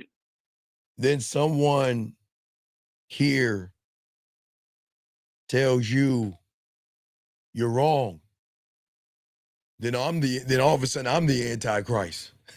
I'm the devil. I'm the bad person. How dare you? How dare you? Because what happens is when you align that red pill stuff to the level of which you worship in church, who you pray to, do you understand how you're going to defend that shit? You will defend it as it is a God. You will look at that person that is pushing that agenda of the red pill as a God itself. And then if somebody's talking about that person, he's talking about my God. If he's talking about my God, then he is the devil. He is a bad person. You don't even understand that. You see what I'm saying? Yeah, that's the red pill is basically like disguised as something helpful, but it's actually poison. But it's poison, right? Because guess what? The world, the game tells you never to chase validation. Always chase yourself and embody your truth, because the real you will destroy the bullshit that has distracted you. But how can you learn you if you're trying to be somebody else, mimicking other people, using their language, cold approaching, I'm in the field, warm approaching, cold approaching, hot approaching, nagging, and all that silly shit that you're coming up with? That's not you. That's a consumption of something that has got you turned upside down and inside out. Do you see what I'm saying? Yeah. Because listen, I am not a cult. I tell you, you can't be me. I am trying to get you to see the value in yourself. That's why we're different. Because I was before all that red pill and all that silly shit. I've always told you be yourself. I've always told you to love yourself. But you can't love what you don't understand, because you don't understand love. And then you get into this consumption and this addiction, okay, of endless things to look to fix yourself. But never once have you ever said that, guess what? I'm not broken. Think about that. You think you're broken. They want you to think you're broken because you're looking for a connection to a woman. That's what's broken. You shouldn't be looking for pussy, and you shouldn't be looking for a relationship, and you shouldn't be looking for dating. You shouldn't be looking for marriage. That's what keeps you broken. But what keeps you whole is the relationship you have with yourself, dating yourself, loving yourself, married to the game, where the woman fucks with you. But people don't understand that. People don't understand that. They think that I'm crazy. So that's why you say she has to prove herself to you, because you fucking right. You're already like about you in a relationship with you. You're not doing anything for women. You're just never do anything for women. I don't need a fucking woman to make me whole, because I'm never reminded that I'm broken. And the only time I fucking break is when I evolve to the next fucking me. That's it. The only time I shed my skin, I shed my mind, when I evolve. That's beauty. That's the beauty of this, man. Not the illusion of the costume that you wear, or that you have all the time. You are wearing a costume of this fake thing called self-improvement, this image of success, and the appearance of this thing that the outside world is controlling you and making you believe that you are free, while living like a slave to the system that doesn't destroy you through the pain. It destroys you through the comfort. It's not the pain that pain evolves you. Comfort destroys you, but your mind thinks that the comfort is the evolving and the pain is bad. Pain is good, says the baby that fell on his ass. Pain is good, says the baby that turned over and fell on his on his stomach. Pain of the person that took off his training wheels and rode his bike for the first time and fell over on his ass and kept doing it until he realized that I keep falling over to my left. So if I just put a little more weight to my right side, then I balance. But I still don't know how to ride the bike, because I'm going to go straight and I'm going to crash. Okay, now I got balance down. So now I can pedal and go one thing, but now I got to learn how to brake. Because once your parents let you go, the first thing you'll hear is them say, "Oh, stop," because you're like this. Oh, I'm doing it. Wait, I can't stop. How do I stop? Right. Until you learn how to brake. And then once you learn how to brake, then you learn how to steer. And that is the beginning of riding the bike, because that's the first door. Because after that door comes the door of other doors. Because then you realize that this is not the end of me riding the bicycle. This is my beginning. Because what if I let go of the handlebars and do it with no hands? What if I decide to pop a wheelie or jump off a ramp or a curve or something? Or let my friends ride on one side of the bike or on the handlebars? You can go on and on and on. You see what I'm saying? Yeah. But that started with... but it started with training wheels. Yeah. Oh, wait, no. It started with a tricycle, maybe. Maybe y'all had like a tricycle. We had like a green machine or something. It's like kind of a tricycle, but it was something like you can pedal and then you pull the thing and it spins around a little bit. But maybe you started with a tricycle or a small little bike. But you had to eventually take the training wheels off, okay? But but what's happening is that you don't understand that you are actually wearing this costume right now. And the costume is just destroying you, man. Making you think that you need a fucking woman that is why, again, remember I told you, I'm glad that you worship, and I'm glad that any of y'all pray, you pray. That's not what I'm talking about. But what happens when you make women or pussy your God? Same fucking level. Should never be. But yet it is. Yet it is. You should have fear of who you're worshiping, but yet you place a woman just as on the same fucking throne? What the fuck is that about? She says, no, my life is over. She say, yes, I'm feeling good. I mean, like she's special. Like she's special. But you've made her your God.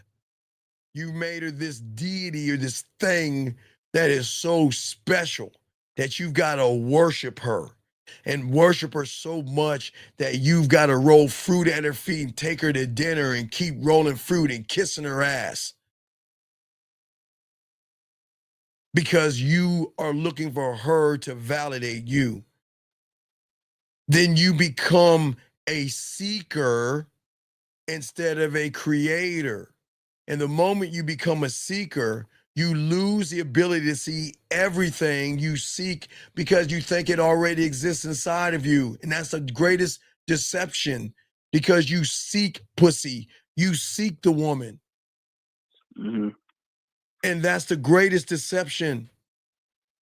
You need this woman to feel whole.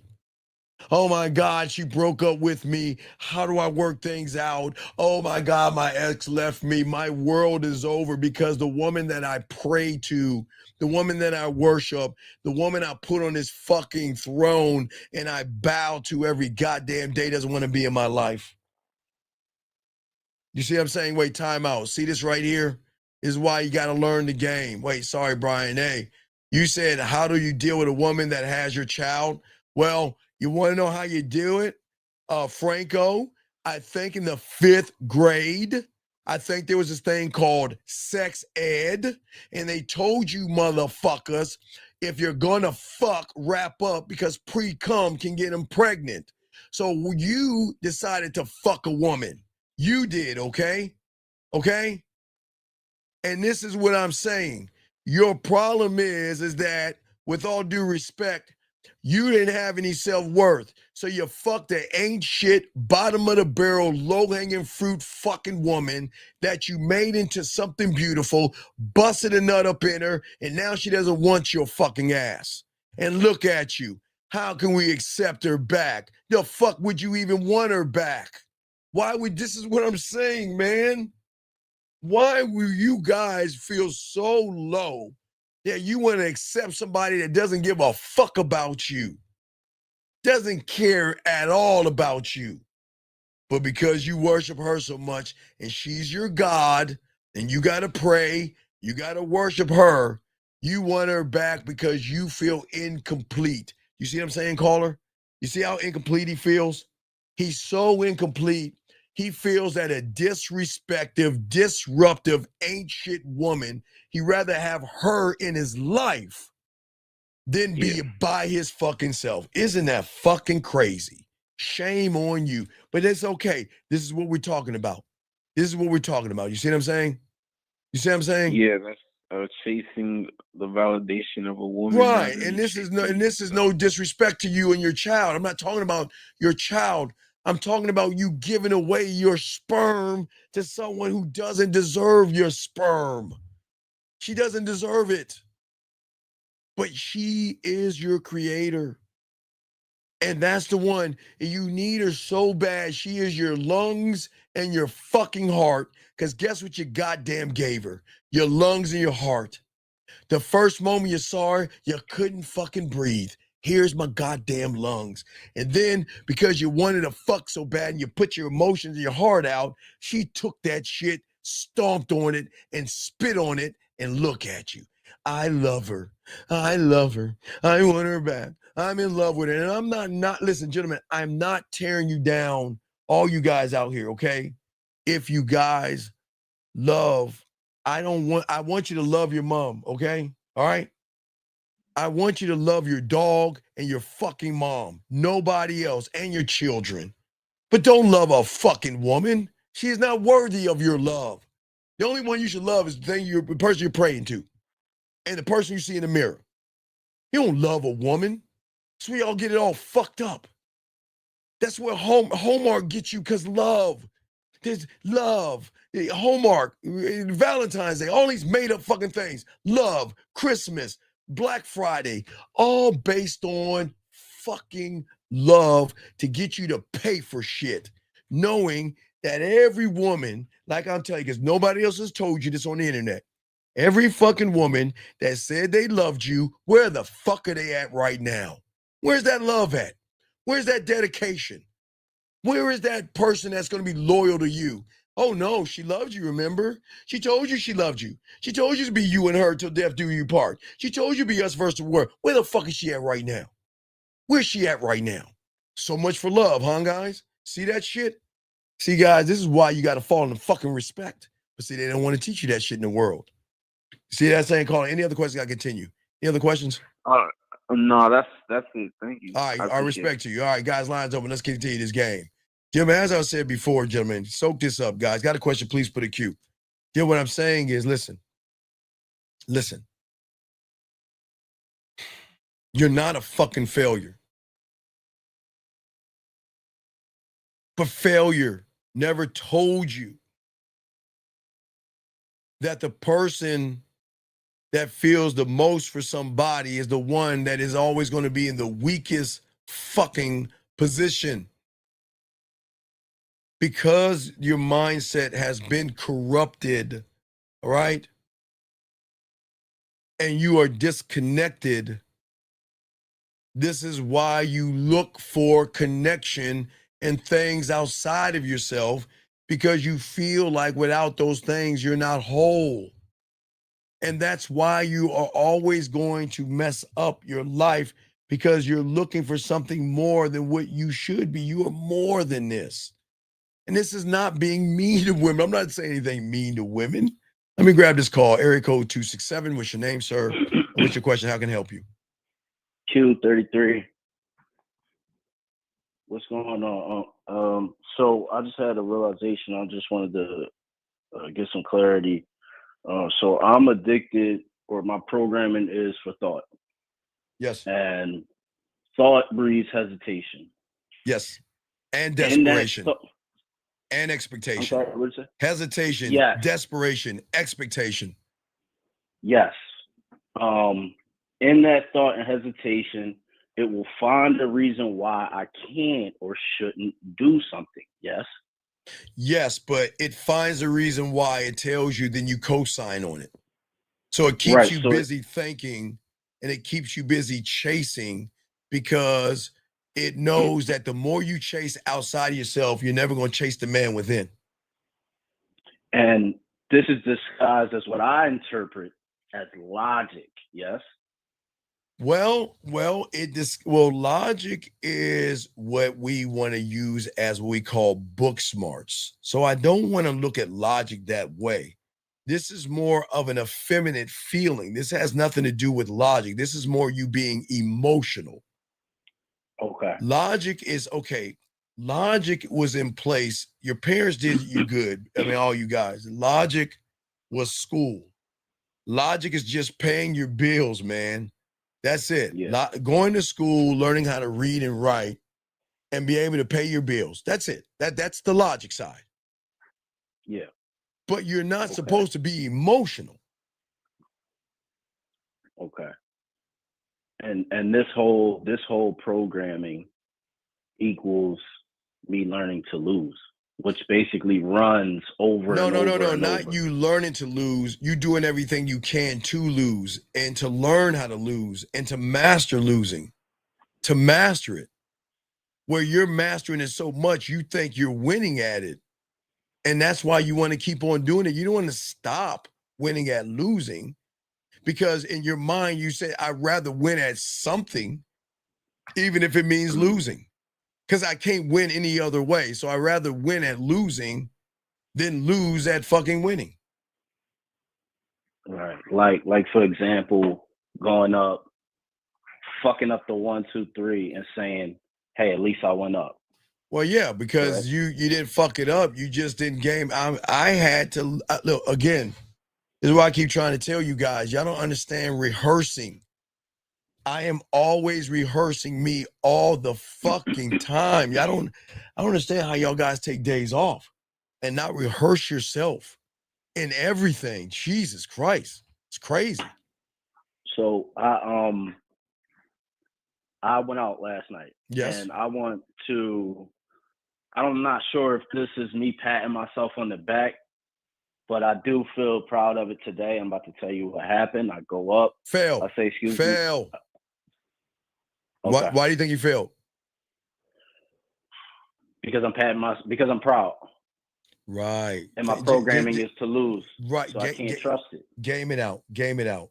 Game it out. Mm-hmm. What did you eat today? Apple Jacks and fish. Were you proud to eat your fucking Apple Jacks? Were you proud? No, that's my point. No, that's my point. You shouldn't be proud. Are you proud that you're breathing right now? No. Are you proud that your heart's pumping right now? No. That's my point. The moment that you're proud is the moment you're still locked into the fucking mirage. It goes back to my Trekkie, because I'm a Trekkie. It goes back to the Star Trek where Kirk fell into the Nexus, where it's a place of winning. And you're always going to keep winning until, you know what woke Kirk up? Kirk got caught in this thing called the Nexus, guys. It's this ripple that floats in space. And in that ripple, anything you desire, you can have, right? Right? Okay. So Picard kept telling Kirk, this is not real. This is not real.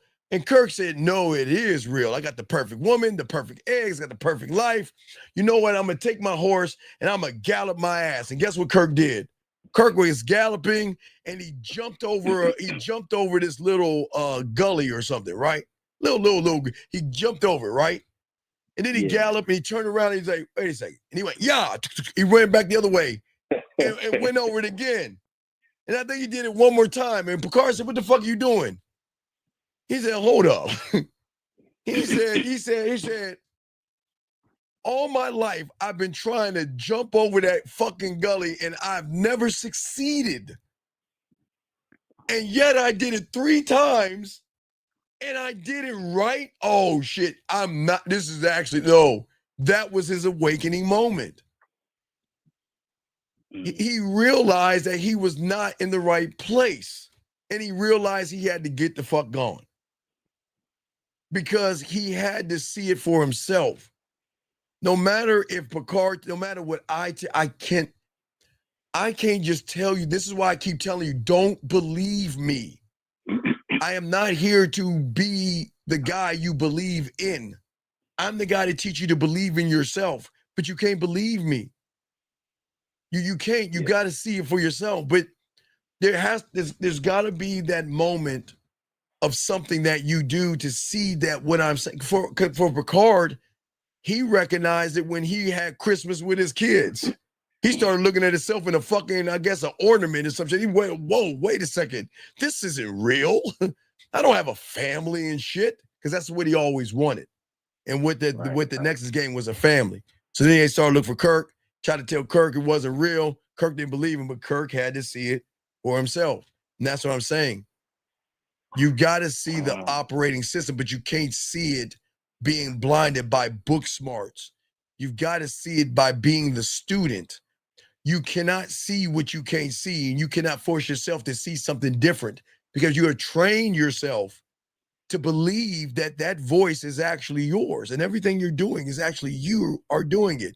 So you can't just automatically just squeeze the brakes and turn around. It doesn't work that way.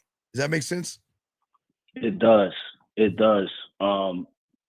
That's kind of how I noticed that, like, when I hesitate, I go right into thought. It's almost like I'm addicted to thought. Right, and it feels so good. It feels so good to do that because it's going to make you think and act like everything is real. Okay? All right. And the regret comes, though. Well, yeah, but see, the problem is the real you is searching for love, okay? But you're not searching for the right love. Anything outside of yourself, when it comes to LOVE, is going to be wrong if you're not searching for the one inside of yourself. once you find that love, you will no longer seek it from women, and you can cut them the fuck off and move on and not try to get them back. You see what I'm saying? I do. Does that make sense? Last question, then I'll Yes. be thrown back in. This is in reference to the puzzle pieces, something else that I've noticed. Yes. I wanted to ask you about. Yes, sir. When and this could be an I do as opposed to I am, obviously, but I'm still asking. When I put my puzzle piece down, one, I'm decisive. I don't think about it after. I just put one down, like you said, and I just move on with my day. Yes. And I don't put another one down to the next day. Yes. Is that to introduce us into, this may sound stupid, but one mind, one thought, one way? Obviously, that's way down the line. No, not down the line. Yes, that's down the line. Right. Because you're okay. That's the problems. The gratification of looking for the end game versus learning it. Does that make sense? It does. Okay. It does. And what I'm saying is that every guy out here, okay, enters the game wearing a mask, not of malice or anything like that, but out of the programming. And the thing is, you were taught to hide the best parts of yourself that might not be what? Accepted. You are always looking for acceptance so bad, you would hide the best parts of yourself because you think that these women are so fucking special. They get to dictate what's the best part of you by you approving. This is why y'all fuck up. You want the woman to approve you? Who the fuck is she? Who is she to approve of you? Who is she to tell you what are your best parts? You asking me? No, I'm just saying. It's a good question for all you guys. Because here's the thing about it. You edit your personality like you're in a trailer to a movie that no longer is like playing anymore. You don't step into a connection as a man, okay? You step into it as a male or an edited version of yourself, all right, compressed of this false version of yourself that you roll up on this woman. You see what I'm saying? And this is why we have to, and this is another question, why we have to empty our cup, because the cup is just filled with a bunch of shit that's basically going to send us into how to lose, how to feel comfort, and all of those things. Yes. Yes, your whole life. Okay. And that's what looks appealing. Okay, so I'll throw you back in. Good question, good call, buddy. If you got any questions, hit me back. Okay. All right. Thank you, sir. Thank you. Great call. All right, guys, lines open. We continue this joint. Let's get it. But as I was saying, guys, what I'm saying to all you guys out here, here's the problem. Problem is never going to be a woman, okay? The problem is that you are too busy showing a mask of yourself to a woman who does the same fucking thing. And if women are walking around wearing masks and lying through makeup and all that stuff, what they're allowed to do, this is not saying women should not. It's fine. That's what makes women women. That's the makeup, the hair, the eyeliner, the blush, and all that. That's what makes women women. But for you men to move like that, it's bad. Because all you guys are out here trying to be something to what? Get a woman's approval. Why in the fuck would you do that? Why would you try to get a woman's approval for anything? For anything. Now, I didn't say sex, gentlemen. I say for all those things outside of sex. Because deep down, it taught you this thing that underneath who you are, you have to do something, okay? All right? And what I'm saying for all you guys out here, this is why you guys have to really learn the game and appreciate what the game is all about. Because until you do that, you're always going to lose. And I want you guys to win, but this is the depth of what I'm talking about. Because all you guys are doing is walking around, becoming a marketing campaign for yourself. Every smile, every joke, and every story is a fucking product pitch of yourself to gain access into some pussy. To some fucking pussy. But In your mind, you call that chemistry, you call that love, you call that romance, you call that bullshit connection, and all it is programming. Okay? This is why y'all are always going to have bad relationships. And this is why we are always going to have good relationships with all the women we fuck with, because they know where the fuck they are, they know what their place is, and they don't have to be there. They can take their asses on. But you guys out here, you do it the wrong way. You trade in authenticity for acceptance. You trade in truth for chemistry. Okay? You guys out here want to keep this illusion alive in your heads.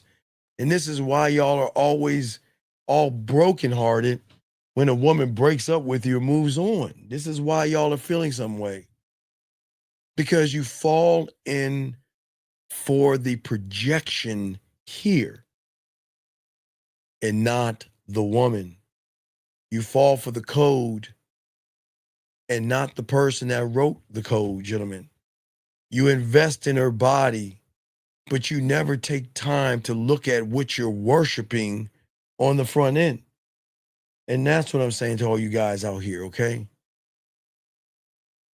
It's not love you're looking for. Gentlemen, listen, I'm the only one that says this because I was the one that said this. I made this up.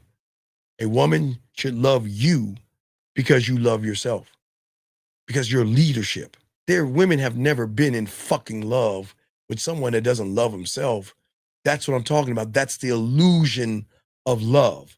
And that's why you guys have the illusion of love. You never, look, okay, gentlemen, you know why you love your mom?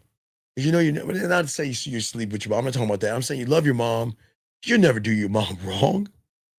And you love your dog. If you love your dog, you'll never do your mom or your dog wrong. Sure, you get in trouble. Sure, we do wrong things, but we never do our mother wrong because you love your mom and you love your dog. You know what I'm saying? You never do those things wrong. But you're not connecting to a woman. You're connecting to a programming that's desperate for validation. And your mindset knows this. And it feeds you this drug and keeps you chasing it called pussy. Chasing it, wanting it, needing it, because that's the thing that's going to fucking break you. That's why you guys get broken all the time. You find something, you chase it, you want it, you get it, you get broken, and then you repeat the process all over again. He doesn't care about love. He only cares about control. And it doesn't care about union. It cares about the data in which you put inside of yourself. Thank you, 100 likes. And that's what I'm saying for you guys out here. And every time you guys out here build that connection through that mask, it grows stronger. And that's why you guys are afraid of women and you fear women, because you feel like mom, if she doesn't approve of me in the world of comfort, then there's something wrong with me, because we're so busy looking for our parents' approval when you're in that bubble that you're in right now. I get it, gentlemen. I get it that you're looking for approval from birth to it should stop around 7 or 9. You got to be able to cut that umbilical cord. There are places outside of this world that don't even have the internet, and they still operate off of this thing where there is a ritual where they let the mom know that we're coming to take your son. The mom knows that she has one more night with that boy. It was 7 years of coddling that little motherfucker. 7 years of protecting him. And now it is time for the ritual, and the drums start playing, and she hears it, and she's got tears in her eyes, and they come in and take that fucking boy from mom, and he is no longer to relate to mom. Didn't say love mom, no longer to relate to mom. Nobody's ever saying don't love your mom. But you got to stop relating to mom. That's the problem. In every role that you have right now, that's all you're doing, is that you're relating to mom through a woman. because you're taking the umbilical cord out of mom, and then you're looking for someone to attach it to give you the same kind of love that your mom gave you. Yes, guys, as grown men, we can all laugh. I can go to my mom right now and say, Mom, I'm on my way over. Can I stay with you? Yes. Mom, can you cut my pancakes? Oh, sure. Would you like me to cut them into shape if she wanted to? I can ask her that instead, right? You see what I'm saying? All that. I'm dead serious. All your guys, your mom would do any fucking thing because you will always be her baby. She will always see you as her baby. That's it. This is how the world works. But because your mom showed you a love that was unconditional, you want that in a woman. And you want that so bad, you will give up your version of who you are. Because you have been conditioned, gentlemen, to show up as a version of somebody, not as a person. Because every time you see a woman, you are editing yourself. I'm going to edit myself because I want some ass. I'm going to edit myself because I want her titties. I'm going to edit myself because I want her to call me. I'm going to edit myself because I want her to text me. But I'm going to keep on editing myself because I'm going to keep diluting my power and who I am. And that means you actually disconnect from the real person that you are. And then you become an echo or a hollow version of the creation that you created. And that's the problem. You become an emoji or an avatar or some shit like that. And inside your mind, it wins every time you choose a fake presentation of yourself versus stand on who you are. That's why we always win with women. We don't give a fuck what they think. And it goes even deeper. Because, gentlemen, the same way you hide from women is the same way you hide from yourself. And you have built a profile of your life that is doing nothing but those things right now. Lying to yourself, telling yourself stories of who you think you are. Because the red pill wants you to say, I'm disciplined. I'm tall and I'm kind of cute. And I've got the criteria that I think a woman wants and all this other stuff. But those are just words. Those are not the code of the fingerprint. They're updates written by him to maintain the illusion that you are running right now. But underneath, there's nothing but lag and noise. And that is a small voice saying that, guess what? This isn't me. That's all I'm saying. And the truth is, you've been searching for someone, but you're not searching for someone like you who can decode you. A woman can't do anything for you. A woman can only give you a child. A woman, because I know y'all motherfuckers think women can give you something. They can't. A woman can only give you a child. Incubate. It's like alien. She can incubate that child. That's all she can do for you. You can do everything yourself. And this is not putting down a woman. I'm not saying women are bad, and I'm not saying women should be barefoot and pregnant. I'm not saying that at all. What I'm saying is, if you feel that a woman can do more than you can do for yourself, then you're fucked. And this is why you can't let them go. And this is why when they break up with you, you beg them back. And this is why when they disrespect you, you let that shit slide. Because you can't let somebody go that you see who is more valuable than you are. And someone who can look past the mask and the profile, the projection and all other stuff, you got to see what you're hiding, man. You got to wake up to this. But there's a trap to all of this, gentlemen. You cannot attract what you guys don't embody for yourself. And this is why you keep showing up whole. Not whole, but hollow, excuse me. You are very hollow. You are nothing but edited files, one after the other, after the other. And you keep falling for the same half-truths every day, all day. Because all you want to do is swipe right, swipe left, swipe right, swipe left and make determinations like that. And that's okay. I'm not knocking for swiping. It's cool. It's cool. But you're cooler than that. If I were you, I'd swipe right every fucking time. She deserves my dick. She deserves my dick. She deserves my dick. I'll just keep on like this until you see that 400. And now again, if you're into 400-pound women, but some of you guys are not, you see that 400-pound woman, just swipe left. And if you guys out there like those Taylor Swift, bony, no ass, no titty kind of women, swipe right. And if you don't, swipe left. It's up to you guys. All my dogs up there. What I'm saying, guys, out here, if you want something real, then stop fucking pretending. If you want transparency, you can't manipulate you. You are perfect. There is nothing fucking wrong with you. But you are blinded by thinking perfect has to be a determination of a woman. Fuck what she thinks. Gentlemen, I am telling you, y'all don't see it. I want y'all to see it so fucking bad. God, it fucking kills me. I'll say it a million times, gentlemen.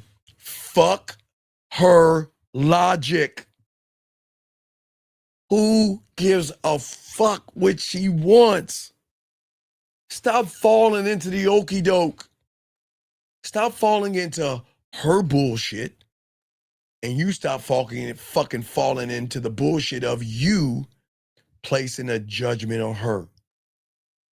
I see her and she looks like, fuck, you don't know what she looks like. Because you ain't gonna see that ass and see what that ass looks like because you're too busy judging what you think it looks like. Gentlemen, I promise you, all my dogs out here, she doesn't have to like you to fuck you. She doesn't have to be in a relationship with you to suck your dick. She doesn't have to care about you to jerk you off. She doesn't. She doesn't. I don't know what the fuck they have told you in this world today. She doesn't have to do any of those things to get that pussy up. But for some reason, you think that you got to do all these magical tricks to get some pussy from someone who can't even control her own pussy. You think she's got control over her pussy? Oh, let me wake you up to that lie. She only controls the narrative because you give her the control. A woman that gives that pussy up can't control who she wants to fuck. Because once the emotions tip their ass in there and she starts to feel something, she's going to want to get that pussy up. And she ain't going to even understand why. Why the fuck do I want to fuck him? He's not my type, but I want to suck his dick. I don't know why. No, Diddy, you know what I'm talking about. Come on, man.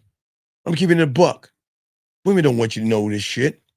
Society doesn't want you to know this. Hallmark cards, flowers, the beers, and all that wedging, they don't want you to know that. They want you to think that you got to take her fucking ass out to eat. For what? What? Hey, guys, they showed us in the 80s, don't feed a gremlin. And I'm not calling women gremlins, but you don't fucking feed them.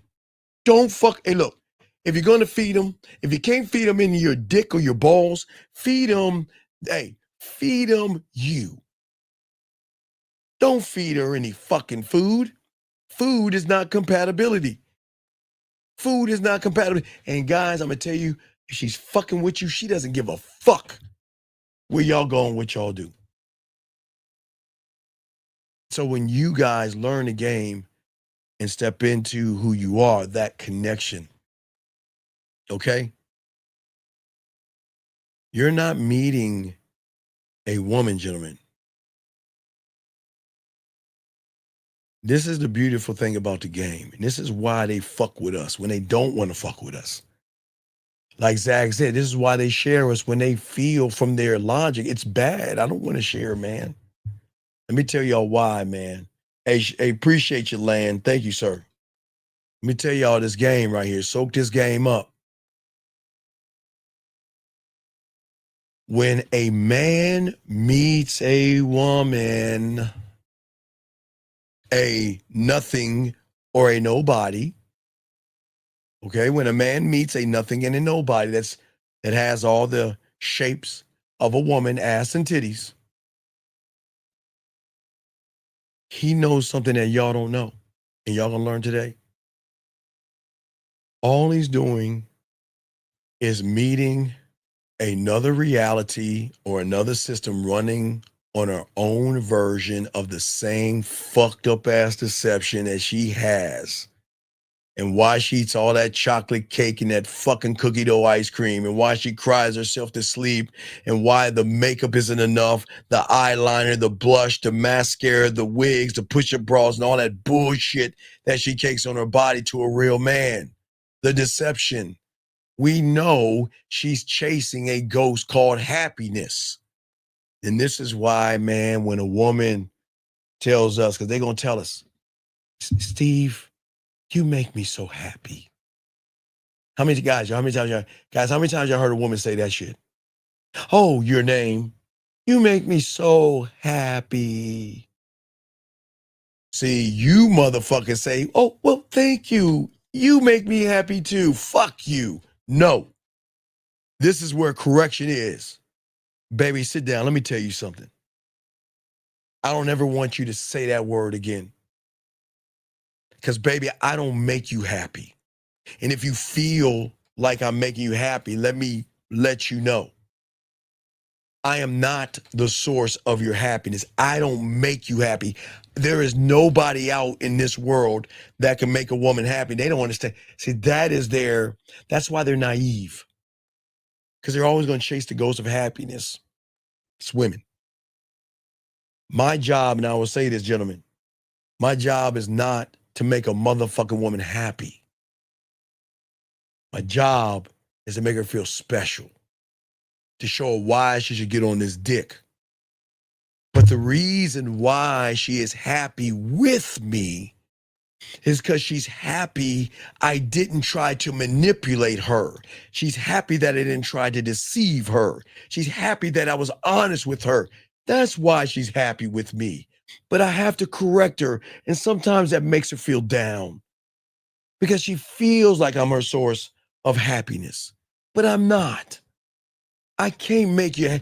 Gentlemen, there is nothing on this rock that is rotating around 24 hours from day to night, from seasons. Ain't nothing wrong on this fucking rock that can make a woman happy, except herself. But gentlemen, when you show her and show her how to find happiness, is when that pussy becomes loyal. That's when she becomes loyal to the dick. And see, this is where everything becomes different, okay?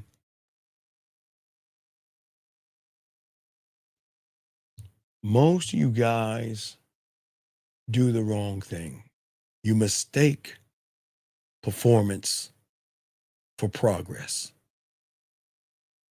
You think because she gives you a compliment like a good little boy, watch this. Now let's game it out. All your life, and our life, remember guys, we come from the same root, all the same. It's just I'm free and you're not. I'm trying to free you. All of our fucking lives, guys, I'm included in this shit, guys. I'm not this, guys, I'm included in this shit. We are all included in this shit. What have we grown to get from the reality that we all started from, that I'm out of, but you're in? Seeking approval from our parents, our teachers, and our pastors. You get the A, the teacher is going to compliment you and praise you. And then you get to go home. Mom, look what I made it. Hey, oh, baby, come here. Hug and kiss. You like, yes. Praise, right? You see what I'm saying? Praise. Yes? Is that making sense? Praise. And because you're so used to getting praise, you feel that I've got to perform because I need to get more of that versus get progress. Progress doesn't give you praise. You don't get a pat on your back because you know how to put your shirt on. Because one day you didn't know, one day you had to learn how to do it and someone taught you. Maybe you put it on backwards, right? Then someone told you take it off, take it inside out, hold it up and you can see the lining, then slide it on. Progress, you tried to tie your shoes. Yes, you got a little praise for doing it, but you didn't keep getting praise for doing it. You got it one time when you did it right, the one time. But that was just saying, good job. But it ended right there. Every time you tie your shoes, and shout out to all the ladies real quick, for all you ladies out there that think I hate you ladies out here. Guys, I'm not the enemy. I love the ladies. Ladies, hey ladies, all the ladies out there, it is 11:11 real quick. It's been a while. I need to do this. All the ladies out there, for all the ladies out there, please, all my ladies out there, I command you, all you ladies, to do what I need you to do right now. Ladies, please get up and walk over to your drawer. And guys, y'all understand that drawer has that Willie Mammoth 3000 or that butterfly or that wasp or whatever the shit you rub that pussy with. And I want you ladies to get out there and rub that fucking dildo or your fingers 3 times and wish for a man, and your wish will come true. It is 11:11. All right, guys, let me continue. See, I got the women, but let me get back to my dogs here. You know what I'm saying to all you guys out here is that there lies the problem. You are in a system that rewards you for doing good, but disciplines you for doing bad. Hey, guys, make that bad grade. Give me your phone. No video games, no going out. You're not allowed to do this. You're not allowed to do that. So then they scare you and, oh shit, I got a good grades or I'm going to get in trouble, right? I'm going to get in trouble. And what I'm saying to you young men out here is this is why everything is wrong right now, because you are giving validation to the wrong thing, okay? The system that you're in is always going to praise you for doing the right things, okay? Dressing the right way, posing the wrong image in the right way, right? As long as you have that mask on, that is the problem. Because then from your reality, then you seek the praise of a woman. I need her to praise me. I need her to understand me and worship me. So then when you try to step into a connection when you're not connected, when you try to step into a connection when you're not connected, you're meeting another system running her own version of deception.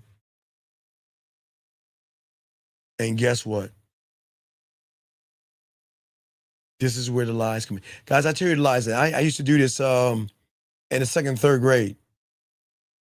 Yeah, watch. I swear, guys, we were all the same. 2nd and 3rd grade. I'll tell you what it was.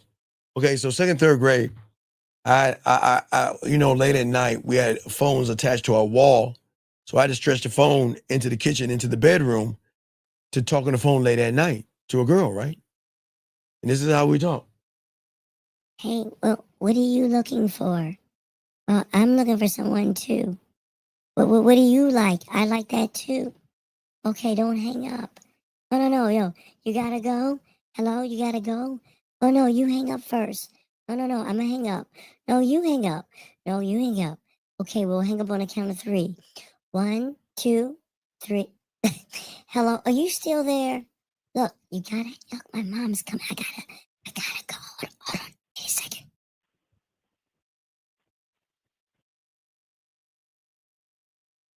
Okay, I'm back. No, I gotta go. What? I'll see you in school tomorrow. Dog, I swear to God, I'm gonna grab this call, but that was me and the second girl. I swear to God, I'm not lying to you. Y'all laugh at me all I want. I'm dead ass serious. Dead ass serious. Y'all gonna laugh all you want, but that was me. Anyway, got a call right here. Quick, I'm sorry, caller. What's your name? What's your question? What's up, buddy? What's up, Steve? This is Matthew. What's up, Matthew? How can I help you, man? What's up, brother? Yeah, quick question. You were talking about the progress and praise, right? Yes. So you were talking about how praise is like the reward when you do something, like your parents will say, "Oh, good Right. job." That was the condition. Remember, under the umbrella of your parents, in the system that you're in right now, you're in the wrong reality. And your Right. reality praised by your parents, because you always wanted to do right by your parents, right? And you Right. and you didn't want to disappoint them, so you tried as hard as you can. Not to say you got straight A's, sometimes you passed and sometimes you failed, but you always wanted the praise of your parents, whether it was on a Right. football game, a soccer field, playing baseball, basketball, hockey. You wanted to look up in the stands and see your parents cheering you on. So that was the indoctrination. But that wasn't really like a bad thing. No, it was a bad thing, because they gave you a false sense of the world, because they didn't teach you the real world. They taught you to protect yourself. They taught you to. So let me give you an example. So if you watch the Tudors, okay? So when Henry finally had a child, right? What he did was he protected his son so bad that he really fucked him over by keeping him away from getting sick and all that other shit. Because you gotta get sick so you can create an immune system to protect yourself. But if you protect yourself from that sickness, see, when we were kids, we had to get the chicken pox. I don't know if you motherfuckers get that shit, but man, we got lay in bed with these little bumps all on our face because our body had to become immune to that thing, right? Mm-hmm. But what your parents have done, and it's not bad.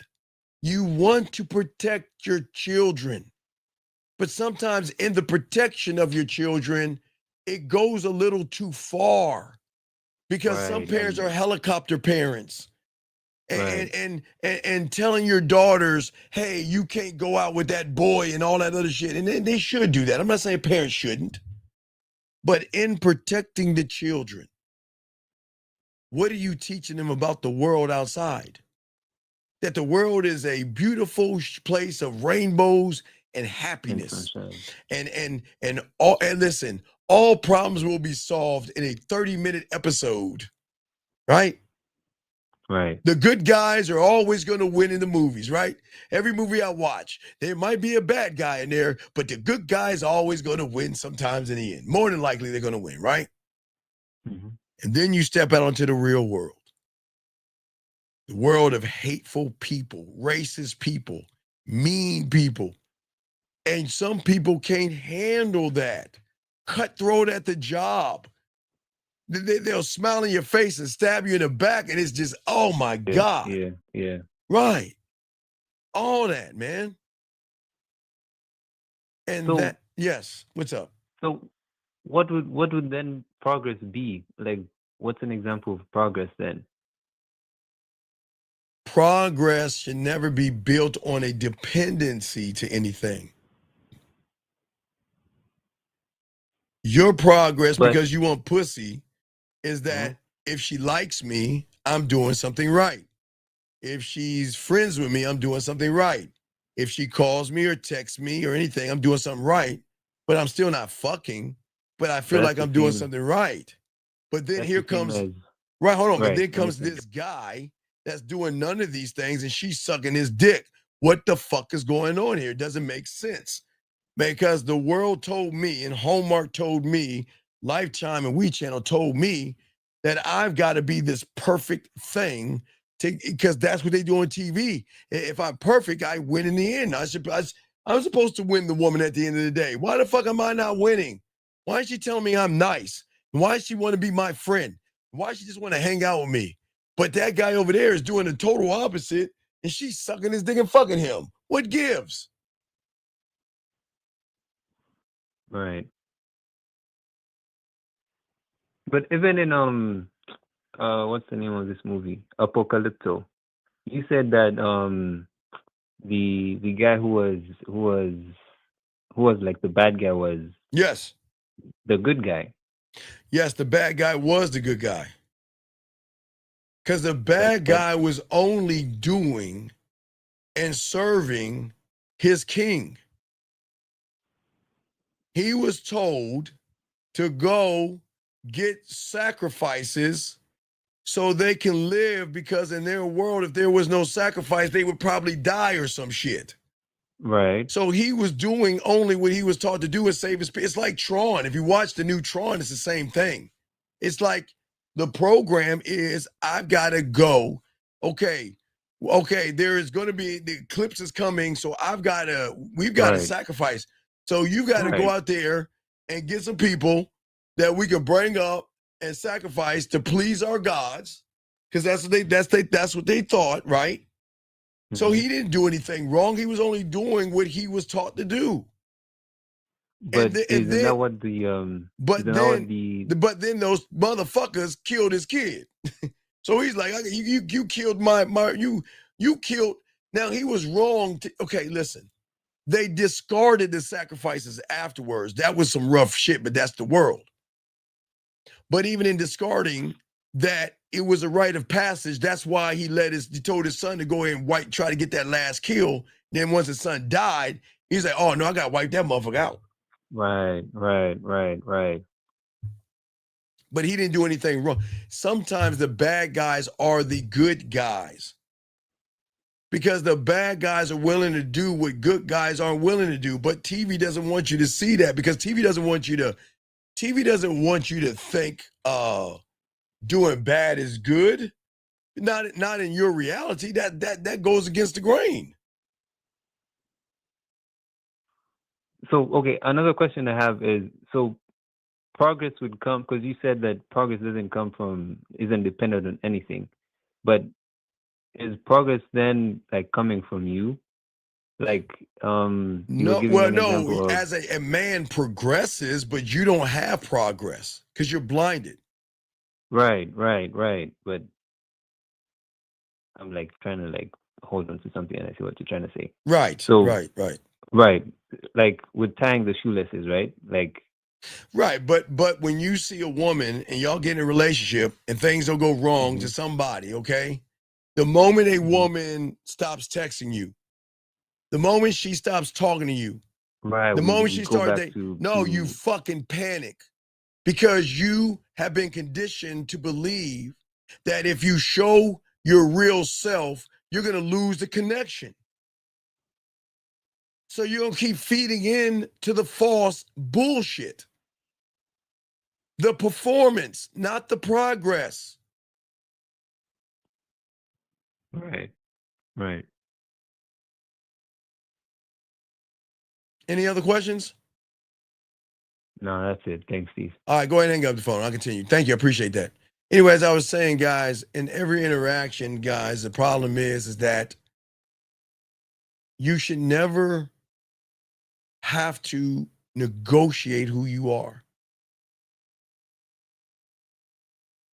And if you negotiate something,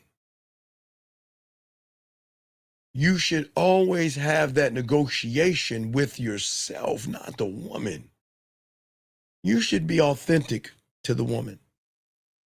But you negotiate survival. You negotiate yourself by editing down and watering. Okay, gentlemen, think of you. You are the purest drug known to man. You are the purest drug known to man, right? But you motherfuckers go somewhere, and I don't know, what do they do? Y'all know those movies, what they do? Y'all remember that one with Denzel Washington? We had that pure drug, but they fucked up the product by adding like baby baking soda or something. You guys are editing yourselves. Okay, guys, remember, all of you young men, kings, emperors, great men, in its purest form of greatness, that have come to this reality in its purest form. All of you guys out here. Red Magic. Yeah, Jay. Thank you. Thank you, Jay. Red Magic. But I'm saying in its purest form, right? Why do you keep editing yourself down to be liked? Why do you keep watering yourself down to be accepted? Why do you keep adding the baking soda or whatever they add to that shit to be validated? Why not show up as your best self? Not your whole self. Because your whole self is a pretend of not your best self, but it's a pretend. You want someone who accepts you, but you never actually showed your own self how to be accepted. And all you do is give the woman a mask, and then you want to blame her for not loving the man behind the mask. The woman is going to love the fake motherfucker. She falls in love with the nice guy. She falls in love with the gentleman. She falls in love with the guy that pretends to be a man. But when you display femininity and the mask comes off, you then become shocked because you get mad because, well, shouldn't she love me? Why doesn't she love me anymore? And the reason why she doesn't love you anymore, because she doesn't even know you anymore. She loved the mask, not you. She loved the performance, not you. She loved the movie, not you. But you have the fucking goal to get mad at her because she stopped loving you, she stopped caring about you, and she decided to move on away from you because a woman can't love a mask. She can't be loyal to a mask. She can only be loyal to a man. And that's what's wrong, gentlemen. Guys, we're going to do an hour and a half, so get your crayons in. We got y'all. But as I said for you guys out here, listen. What y'all guys are going wrong is that y'all are so busy editing yourselves for approval. It becomes your default language. And you forget who you actually are in that language. You forgot the real you. You never needed to be edited when you got to the fucking egg. You didn't have to edit yourself when you learned how to walk and crawl and run. When you were a child, look, you didn't play the bullshit that the society is feeding you right now. You didn't filter your laughter, your curiosity, or your energy. You didn't care who liked it. You just were. When you were sitting there in your coloring book, you shut out the whole entire world. If your mom gave you a paintbrush and some paint and something to paint on, oh my God, you painted monsters or dragons or spaceships or shooting guys or whatever you fucking, wherever your mind set you off, that was it. Your original operating system, man. Come on, man. Think about how your mind wandered when you would take a sheet or a blanket or something and tie it around your neck and go shh, right? Or you get on your bike and you think it was a jet or a motorcycle. And some of us back in the day, we would put a card on there to make it a noise, make a noise and everything. All you young men did this. That was your original you. Okay, you were authentic, you were expressive, and you had no fear. But the moment you realized people responded better to certain versions of you, girls, she didn't respond to who I am, but I'm listening to her. She will respond to that version, someone that is tall, someone that has a bunch of money, someone that has a fucking dragon or some shit like that. Then I've got to become that version because I want that woman to complete me. And that's when you started to rewrite the story of who you are to yourself.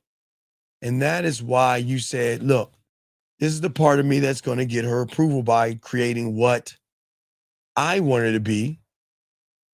But that's not really me, but I'll be that thing because she'll like me. And that's why you stop becoming that young man who would create monsters and playing army and spaceships and dragons and stick figures and whatever you would do. You stopped doing that, and then you turn into a fucking performer doing magic tricks. Area code 267, what's your name? What's your question, sir? How can I help you?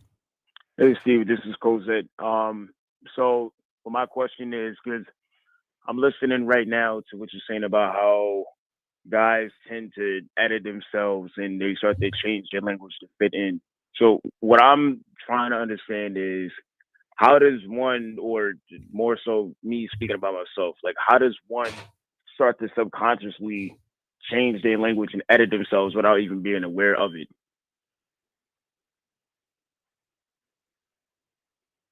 Why do you hate me, dog? Why do you hate me, dog? What did I do? Why do you hate me so much, man? What did I do? Nothing. No. What did I do? What did I do? What did I do for you to hate me so much that you was fucking call me and spit in my fucking face? What did I do? I don't even know. What did I do? Why you hate me so much, man? I thought you really want to help. Why do you fucking hate me so much? What did I do? Man, nothing, Steve. No, I know I had to do something because you're asking me fucking how, you dumb bitch. The fuck you mean how? What the fuck do you mean how? Do you not have your pathway? Shut the fuck up. Do you not have your pathway? Yeah, I do. Then how the fuck are you asking me how? How are you asking me how when I've given you the fucking how? Please tell me I'm lost. Tell me why do you hate me? No. Tell me why you hate me so much. I was trying to get a better understanding. How can you do that when the answer is in the fucking pathway? How can you? I can't, guys, I can't make this up. How can you ask me the how when I gave you the how? I was trying to follow up on. Then you're not. Are you? Wait. If you are asking me the how, then that means are you studying the how correctly? No. If I'm asking how, I'm not studying it correctly. So then why are you then asking me instead of the how? When are you gonna get coaching so we can fix this shit? Again soon, because we had one earlier. I don't and understand. I was just trying to Why follow are up you on this. asking me the how though, man? Why? Because I was trying to get a better understanding of what you were talking Better about understanding right of here. wait. Okay, wait. If I walked up to you and I said, see, I am not of your planet. How do you make cereal? Tell me. How do you make cereal and write it out for me? What would you tell me? You would find a bowl, find any cereal that you like, anyone that you like in particular, anyone that tastes good to you. Find some milk, add them together, find a spoon to be able to eat the cereal with, and then that'll be the final step, is making sure you have the spoon, you have your bowl, your milk, and your favorite cereal, and then just enjoy it from there. Right. Okay. All right. Now, and I got the paper on how to make cereal. You gave me the paper right here. I've got the paper right here. So what do you think if I called you up a day later and said, how do you make cereal? I would be confused as to But you asked me again after I gave you the instructions the first time. Which I'm asking you, why the fuck do you hate me so much? Why would you spit in my face when the how you have it? Yeah, but like I'm hearing you break it down even further, so I was trying to get a further understanding of of how you was breaking it down right now. That's why I was asking it, but I didn't realize. I was just trying to get a further understanding of the topic. No. Let me show you what you were doing. Let me show you what you're doing. Hold on a second. Let me show you. I gotta do it all, man. Hold on.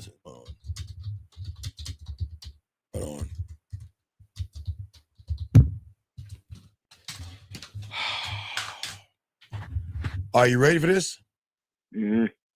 How to become a doctor.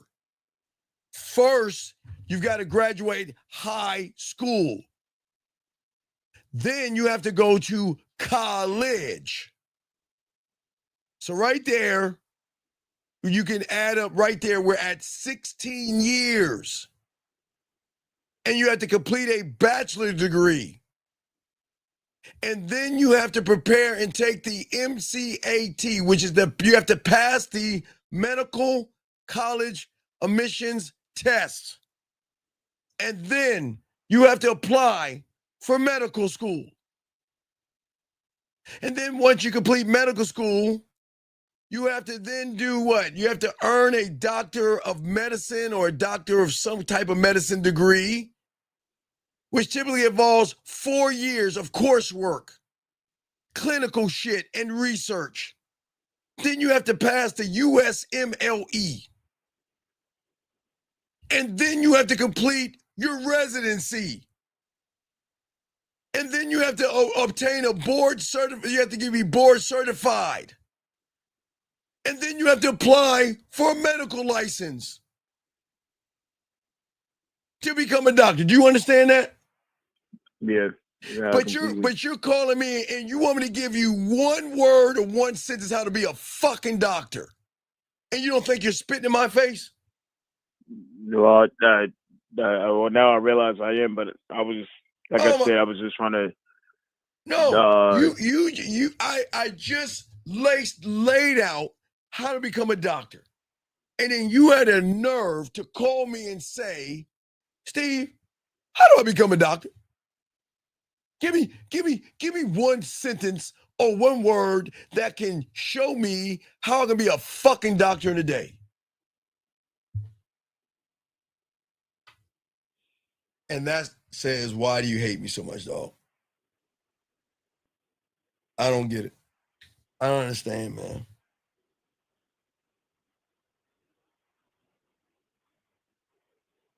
So can I go and train those that actually are not asking how to be a doctor or asking how anything and they're trying to learn, sir? Can I go now, sir? Yeah, my bad, Steve. No, yeah. It's not your bad. It's your choice. Goodbye. Man, we can't do that shit, dog. Come on, man. My bad. Your choice. Gentlemen, like I said before for you guys out here, let's soak this game up. So, gentlemen, listen to me. As a young man, like I said, you didn't play the game, right? And what I'm saying to all you guys out here is that you guys are playing the wrong versions of yourself because you're wondering why every connection that you have is always temporary. Why are my relationships temporary? Or even if they are long-term relationships, why when they end in such bad and anger and misery and arguments and fights and all this stuff, right? Why every high fades to lows? Why every relationship collapses under the truth? Because the connection was never built on truth. If you are a walking lie, then you can't do that, man. If you're a walking lie, you can't grow and live off a lie. Because your truth is illusion, guys. You were never loved. Only thing that was loved is your performance. Your parents loved you, but that, as far as it goes, everybody else didn't fucking love you. They didn't care about you, nor should they. The real thing, gentlemen, in all of this isn't who you guys can attract while pretending. It's who actually stays with you when you fucking stop. Who remains with you when you delete and get rid of the mask and the performance and the show and everything in between. And that person right there, that's the depth of the game. You should be able to look at yourself and see yourself and not flinch. Nor should a woman. When you are one of one, that is all you can give a woman. That is all you can do. And that is all you can give a woman. That's it. The authentic version of you that says, this is who I am. Either you're going to fuck with me or not. Either you're going to accept me or not. But all I can give you is nothing but the fucking truth, because I don't give a fuck enough about you to lie to you. You don't have enough influence on me to play games with you. You are nothing but a woman. That's it. And that doesn't make you bad. Now I'm not gonna yell at you or scream at you or belittle you or put you down. What's going to be crazy is I'm going to accept you for your openness.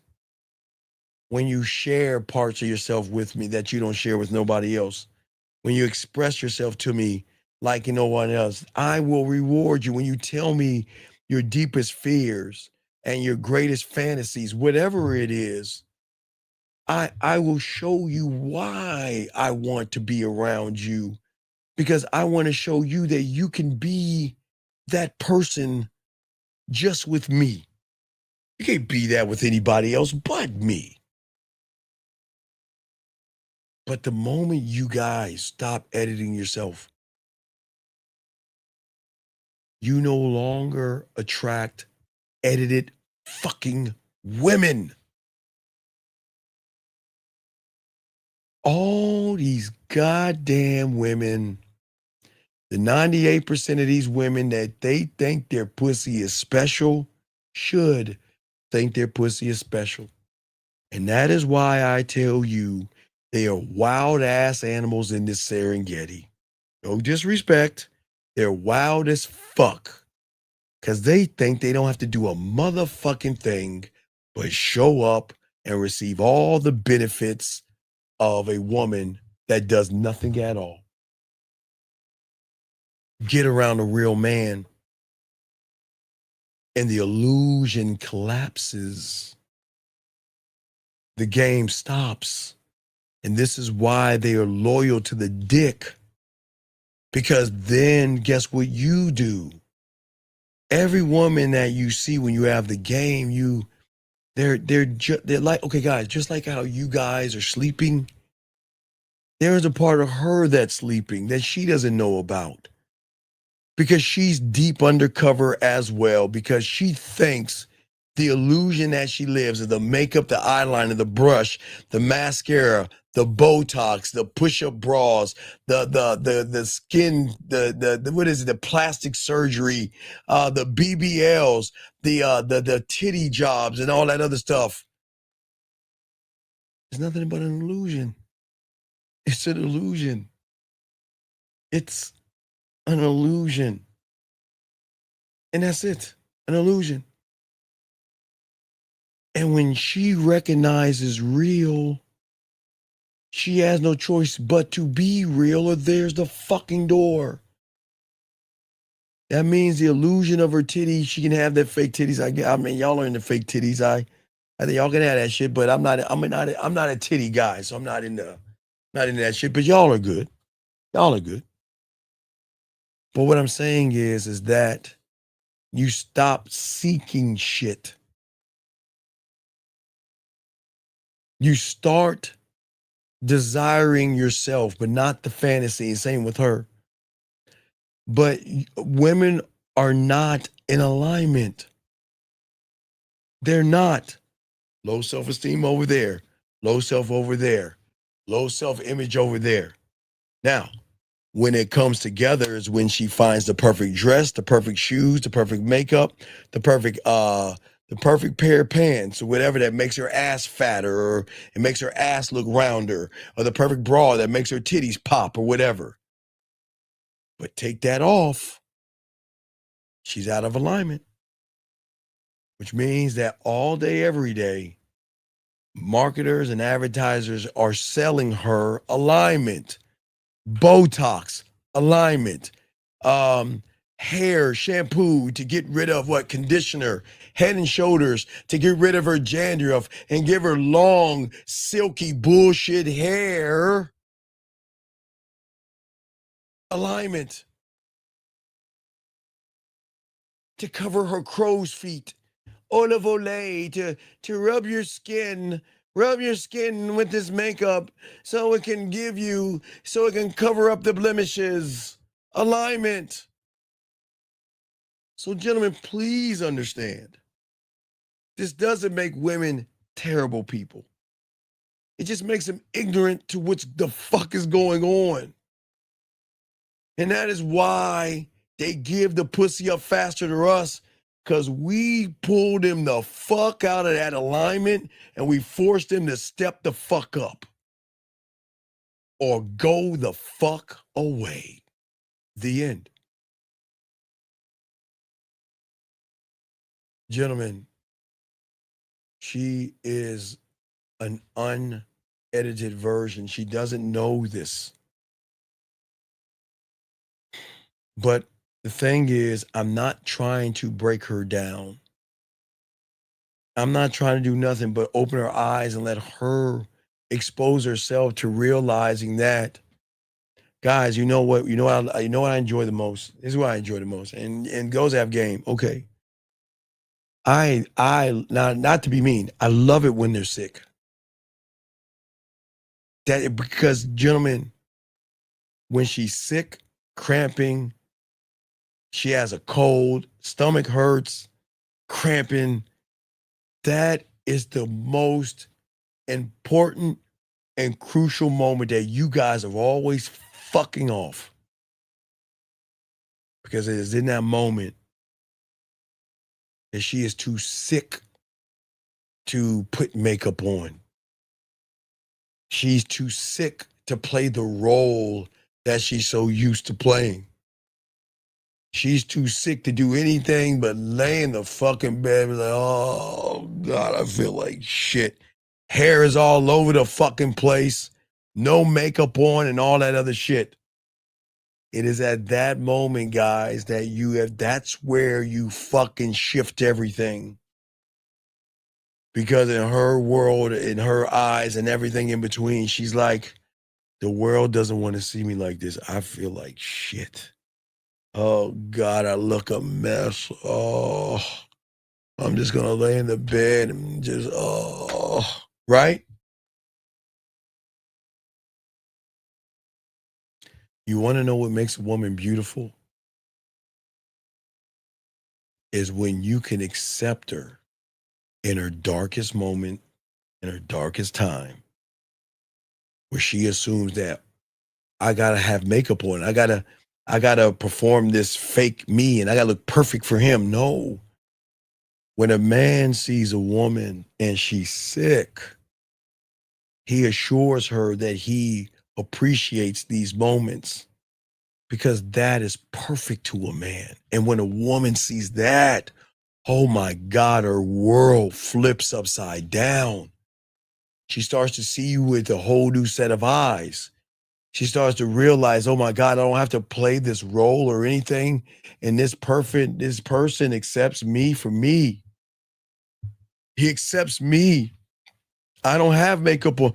Guys, oh my God, guys. Boy, I tell you what I love the most. Oh, what's wrong? I'm just not feeling good. Hey, take a picture. Let me see you right now. No, Steve, no. Oh, no, that's a request. No, I got to see you now. I want to see you now. My stomach hurts. I'm not feeling. Oh, I want to see you now. I got a headache. I want to see. I want to see you now because I want to show you that you're perfect. This is what's sexy to me right here. This moment right here. That you're allowing me into a place that you don't allow people in, guys. Women don't really share that shit unless you're like living with them. That's the only time you get to see them. But guys, gentlemen, isn't it odd when you're dating a woman? Isn't it rare you only see the performance? Listen to me, guys. Isn't it odd when you meet a woman and y'all are dating and getting to know each other? You see this performance of perfect hair, perfect makeup on, perfect clothes, and you see this perfect person, a performance. But when you get this game, you want to see it all, everybody. Okay? This isn't about finding someone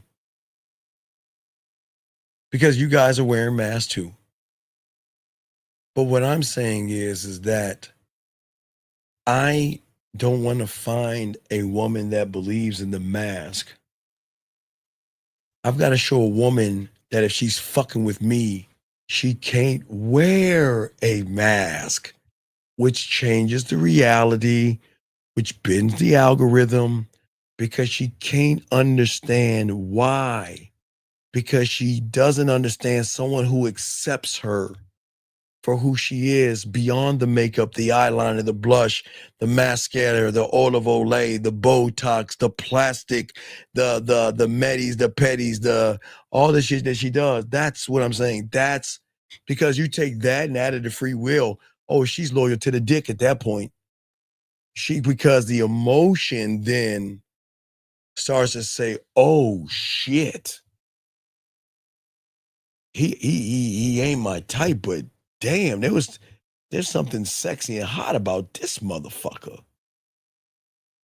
That's what I'm telling you about this game. Because that is the ultimate freedom.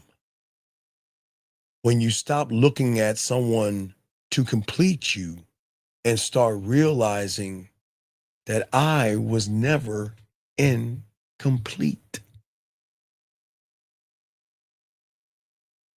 From birth, you are all complete. And that part of you is still inside of you. So if that's the case, why do you move like you're incomplete? Why do you look for dating and women and relationships to complete you when you are complete? You notice why you're always going to have problems when it comes to relationships and dating? It's because most you guys out here, your complete self it's a disruption to the system, because if your foundation is built on you being complete, why are you looking for something else to complete you? That doesn't make any sense. That doesn't make any sense. Make it make sense. But you don't understand, this is why you don't have great relationships. Because you're looking for someone to do something that you already are, you just don't know it. And that means it fights against you, and that's why you have the problems, the arguments. But I don't look for a woman to complete me. I look for a woman to obey me. Not to complete me, she needs to obey. No, I don't mean as like a child or anything like that. Obey my rules, obey my laws, obey my standards of who I am. And you don't have to, but you don't need to be with me. That's how the game works, guys. That's how it works. But for many of you guys, and we're hitting our last hour. But I say for many guys, we might do 30 minutes, but for many of you guys out here, the worst part is that when you guys out here are playing this bullshit, you lose the ability of your sight beyond sight. Not just to see yourself, but to see what's right in front of you.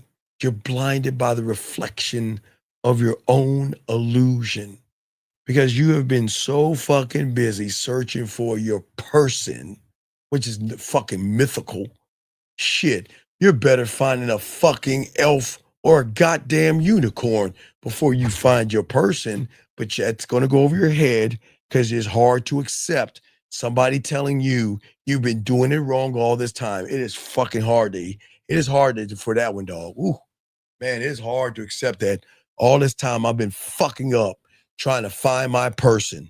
When I find my person, I can hold on to him for a little while until that person decides to walk away and break up with me. And now I'm trying to hold on to that fucking person. The moment you learn the game and be a student, you will stop realizing the truth. You don't even know what your person means to you anymore, because you've built an image of that thing in your mind, a fantasy based off of need and not truth. So when someone walks into your life wearing this costume that fits your fucking fantasy, ass and titties and ass, excuse me, titties and ass, you don't even question it. Ah, she's so sexy. Look at her titties and ass. You don't question it. You do something worse than even question it. You fucking accept it. And then what you do, which is even worse, is that you convince yourself that because she's got a fat ass and she's got round titties, or she fucks you the first night, you convince yourself she's the one because she looks like what you've always been programmed to fucking want versus need. Oh, hold on. Guys, this is why we get the guys that call in, Steve, you know my baby mama. My baby mama don't like me no more, Steve. My baby mama, I don't get along. My baby mama no more. She gonna take me for it. She gonna take my kids away from me. Oh, my baby mama this and my baby mama that. Why? Because you were programmed on all that one bullshit. Because she says the right words and shows the right traits and mimics your energy the right way, and you, desperate for that connection, project everything that you're missing onto them women. What are you looking for? This is what I want in a relationship. When was your last boyfriend? What do you want me to do? And what, man, fuck you. Guys, when y'all get this game down, I don't want a goddamn thing from a woman, nor do I need anything.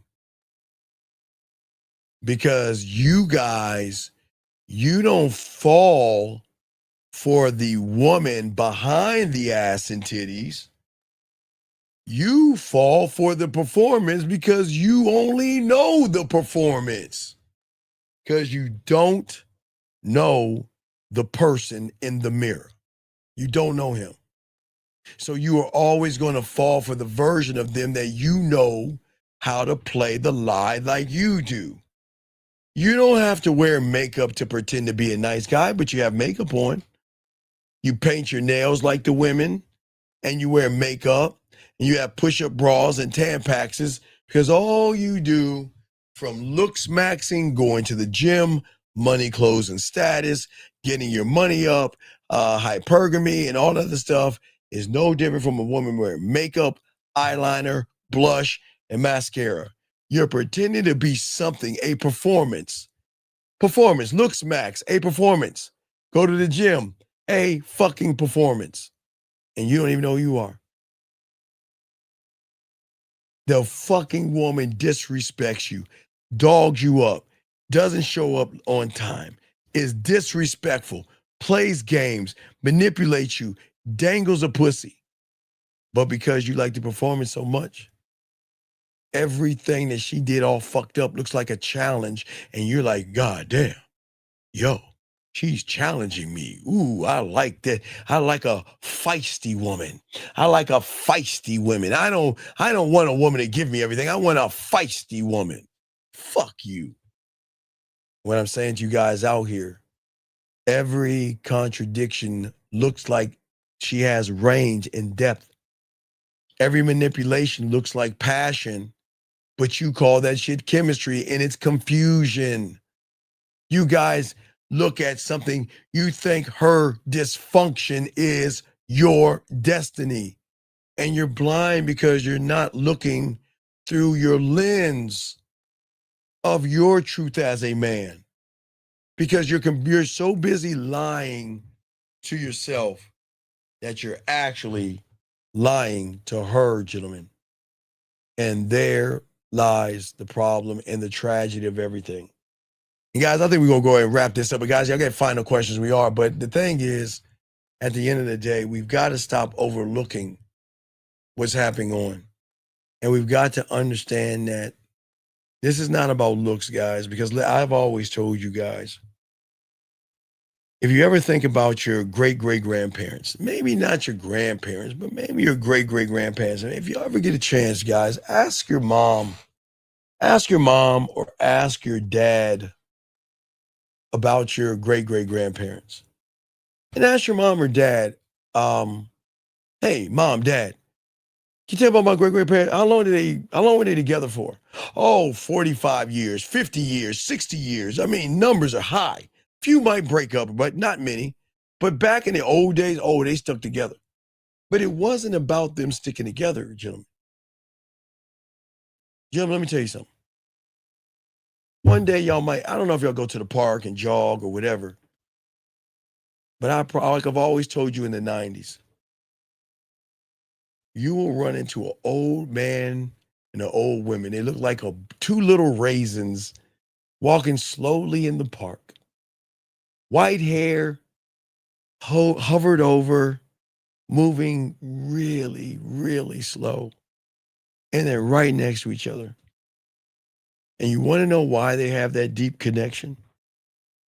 It's because when you are deeply connected with yourself, that old man sees that old woman like the first time he met her. And y'all don't even understand that.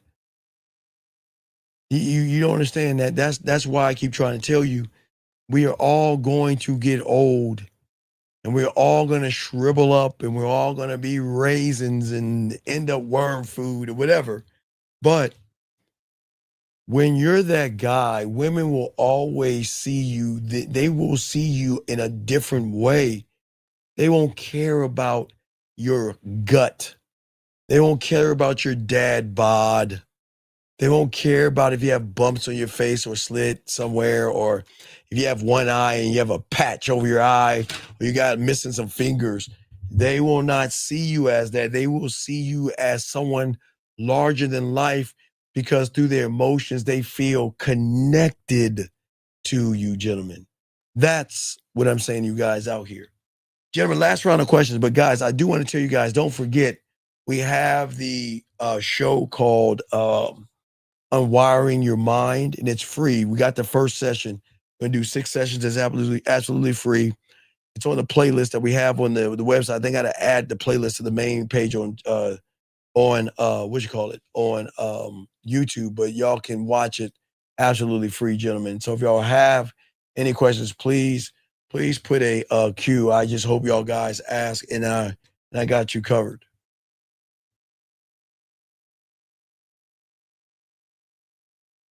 A friend of mine is going to a music festival as couples. My boy's girl is bringing a friend who recently broke up with her man. Jay, this is...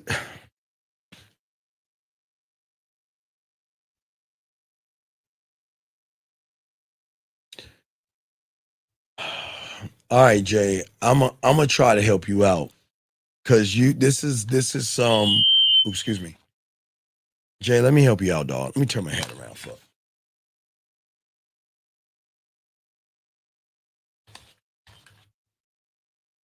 All right, Jay, I'm gonna help you out, dog. Jay, now listen to me, Jay, I'm dead serious. Y'all gonna laugh, but I'm dead serious. Jay, unless y'all gonna go to the festival as a couple and then go back to one of your houses and fuck, then I am all for it. Yeah, I'm gonna say it again. If y'all go to this festival as couples and then swap afterwards, hey, dog, I'm all for it. I think that is awesome, but I know you ain't gamed up.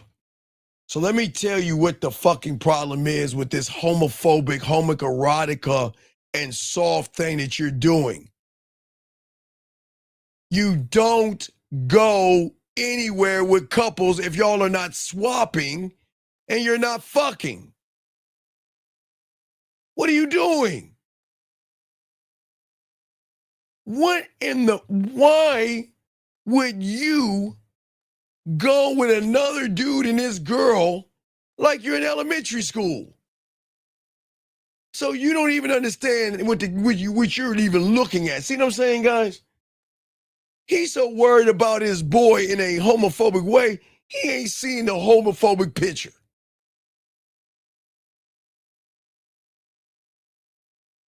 I never have. Well, no, I did in elementary school because sometimes, parents do that. We'll meet at the skating rink. She brings her friend with her and shit. And one time in junior high school. But real men don't do that couple shit unless we're going to swap and we're going to fuck them women. But what the fuck are you going to get out of sitting around having a chit chat with a fucking group of women? Wait. Check it out. How are you going to talk dirty? What is the conversation going to be like? It's so nice out here.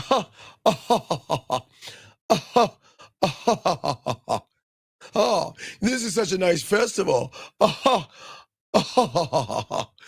the festival is so fun. For what? Jay, I'm asking you. Jay, help me understand this real quick. Why are you going out to a festival with your butt buddy and this girl and she ain't gonna fuck you and y'all ain't swapping? For what? Why do y'all do this? Y'all, Jesus. You know what? Hey, you know what? You know what? Jay, let me tell you something, dog. I'm gonna tell you something. You ain't gonna like this. You know what I love about women that we have on our program and they go out with y'all motherfuckers as couples? Y'all ain't even fucking.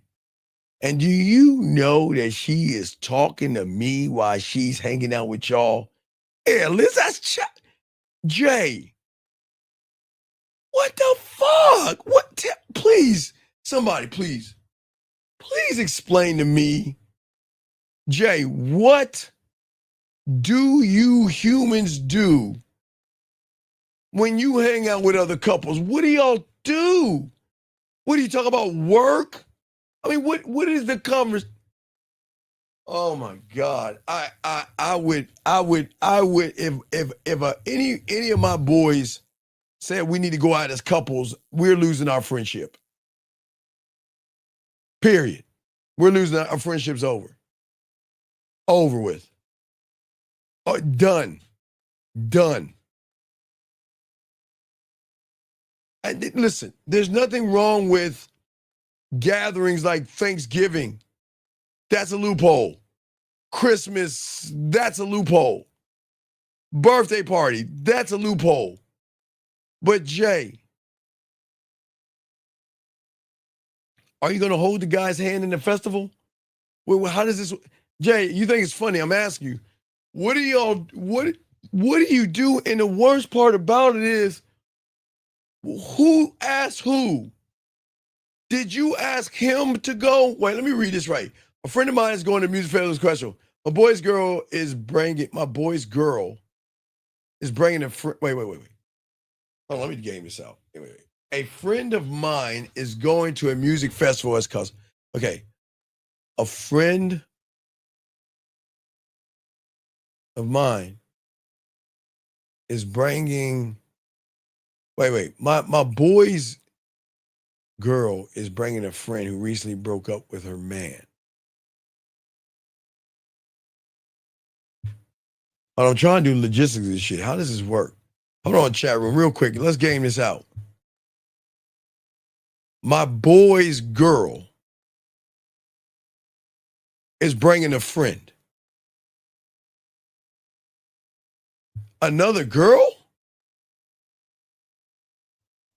My boy's girl is bringing a friend who recently broke up with her man. So wait a second. Wait.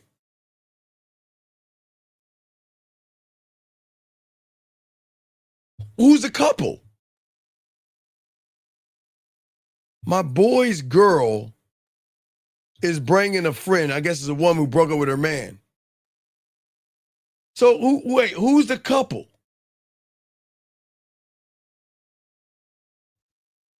No, he said my boy. Wait, okay.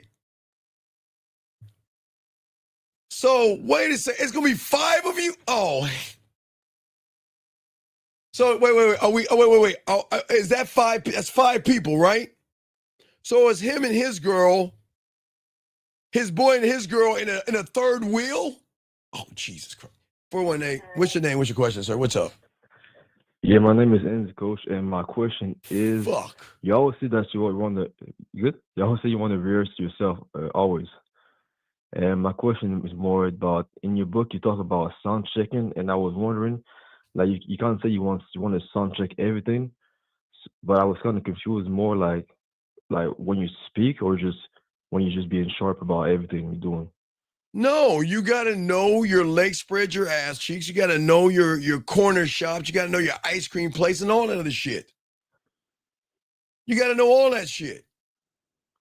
Oh, this is your sound check. Oh, no, wait. I'm going to give you an example. So I go to this place, okay, so like River Oaks is like, okay, out in Houston, Texas, they got a place like a Beverly Hills called River Oaks, right? So River Oaks they got like Beverly Hills, they got these restaurants, right? So I got my own waiter. Now again, this is where I go, right? It's a place I go to, right? So when I go to this place, right, I'm gonna show you that because I used to be a dishwasher, so I'm all into plastic. I eat plastic. I don't ever eat metal. I always how 50 was talking about the woman threw up and he don't kiss women in the first. I was a dishwasher, so I will have metal. Let me see if I got a fork here. Do I have a fork? I don't have one. I thought I had one. So I would have a plastic metal fork that looked like a metal fork, but it's plastic. That I will never ever eat. I would be a plastic fork or plastic spoon. Okay, so when I go to my favorite restaurant, they already know my order. So my appetizers is a lobster bisque, but I want a side of rice. They're gonna give me these hot biscuits that have a bacon drizzle on it, and then they're gonna give me my plastic. And I don't even have to ask. They already know what to serve me because I sound check it because I have my own waiter. So this is what it looks like.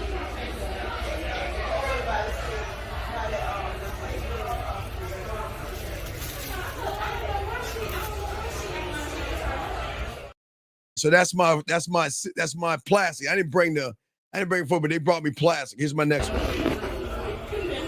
Thank you. Appreciate it. Oh, that looks great. Thank you. Appreciate that. Perfect.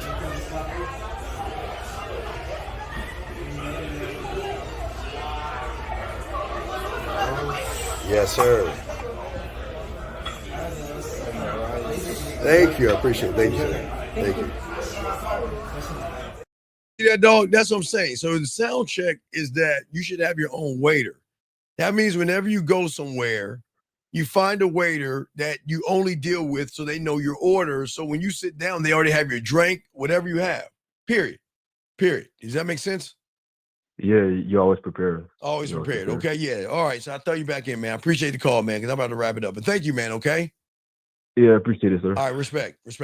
All right, so like I say, so I guess everybody before I go, so that's 5. Would that be 5 people that he's going out with? So it's him and his girl, the couple, and a side chick, right? So what I'm saying is, if you have 5 people and y'all not fucking, man, there's something wrong with y'all. There's something off, man. That is some weird. I will never understand how you guys want to hang out with women and nobody's eating pussy and no one's fucking, and y'all are just hanging out for what? But I guess nobody's gonna tell what y'all do. I don't understand. I just don't understand. But Jay won't call in because Jay's embarrassed. But Jay, I would tell my friend, fuck no. I'm never going out with you to a festival. Now, if we have Thanksgiving together, that's fine. Christmas together, that's fine. A birthday party together, that's fine. But I am never taking you out to a festival like we're hanging out, like we're all a fucking a homosexual couple or something. I'm trying to change the world, man. I understand that's the new world, but we got to change that. We got to change, y'all guys. Now again, if y'all are going back to your place and having sex, hey, we got that festival all you want. Hey, go have fun at that festival and get back to y'all place and start swapping and start making some porn together. But other than that, that's weird to me. All right, guys, we're gonna get out of here, guys. I got to take on bros, but we should have a show tomorrow. But guys, if not, we'll try to drop a video, guys. We appreciate all you guys. Please appreciate yourselves, gentlemen. We had a great show for all you guys out here. Okay. Why would you ask the last question? This is what I'm talking about, dog. Fucking ask the law. We're doing a costume for a Halloween game. How do you handle multiple women in the same group who want fortunes? Motherfucker, give them all the fortune. Hand out and do that to each and every one, dog. The fortune doesn't change, man. You hand it out to every one of them, man. Game it out, dude. Come on. This is not hard. Come on, man. Come on.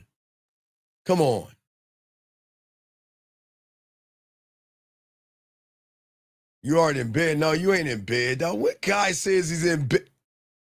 I'm going to hand the show, dog. He is not going to bring this show down. Guys, don't ever say nothing, I'm in bed. Brother, you say that to a woman, dog. Don't say that to no guys. I'm in bed. Men don't, oh, Jesus God. This is why the aliens don't attack. All right, guys, I appreciate y'all, man. We'll either give y'all a video or we might go live tomorrow. We got y'all. Dougie, holla at us. So what's up, y'all? This is Doug E. Fresh. And I want you to know, without a shadow of a doubt, this is what it's all about. You're listening to themanmindset.com. Dating help for men with your host, Steve the Dean Williams, as we go a little something like this. Hit it. What up, though? It's your boy, Paige Kennedy. You already know what it is. And you're listening to themanmindset.com. Dating help for men with your host, Steve the Dean Williams. What's up? This is T.O. and you're listening to themanmindset.com dating help for men with your host, Steve the Dean Williams. This is the Shark Damon John and you're listening to themanmindset.com. Dating help for men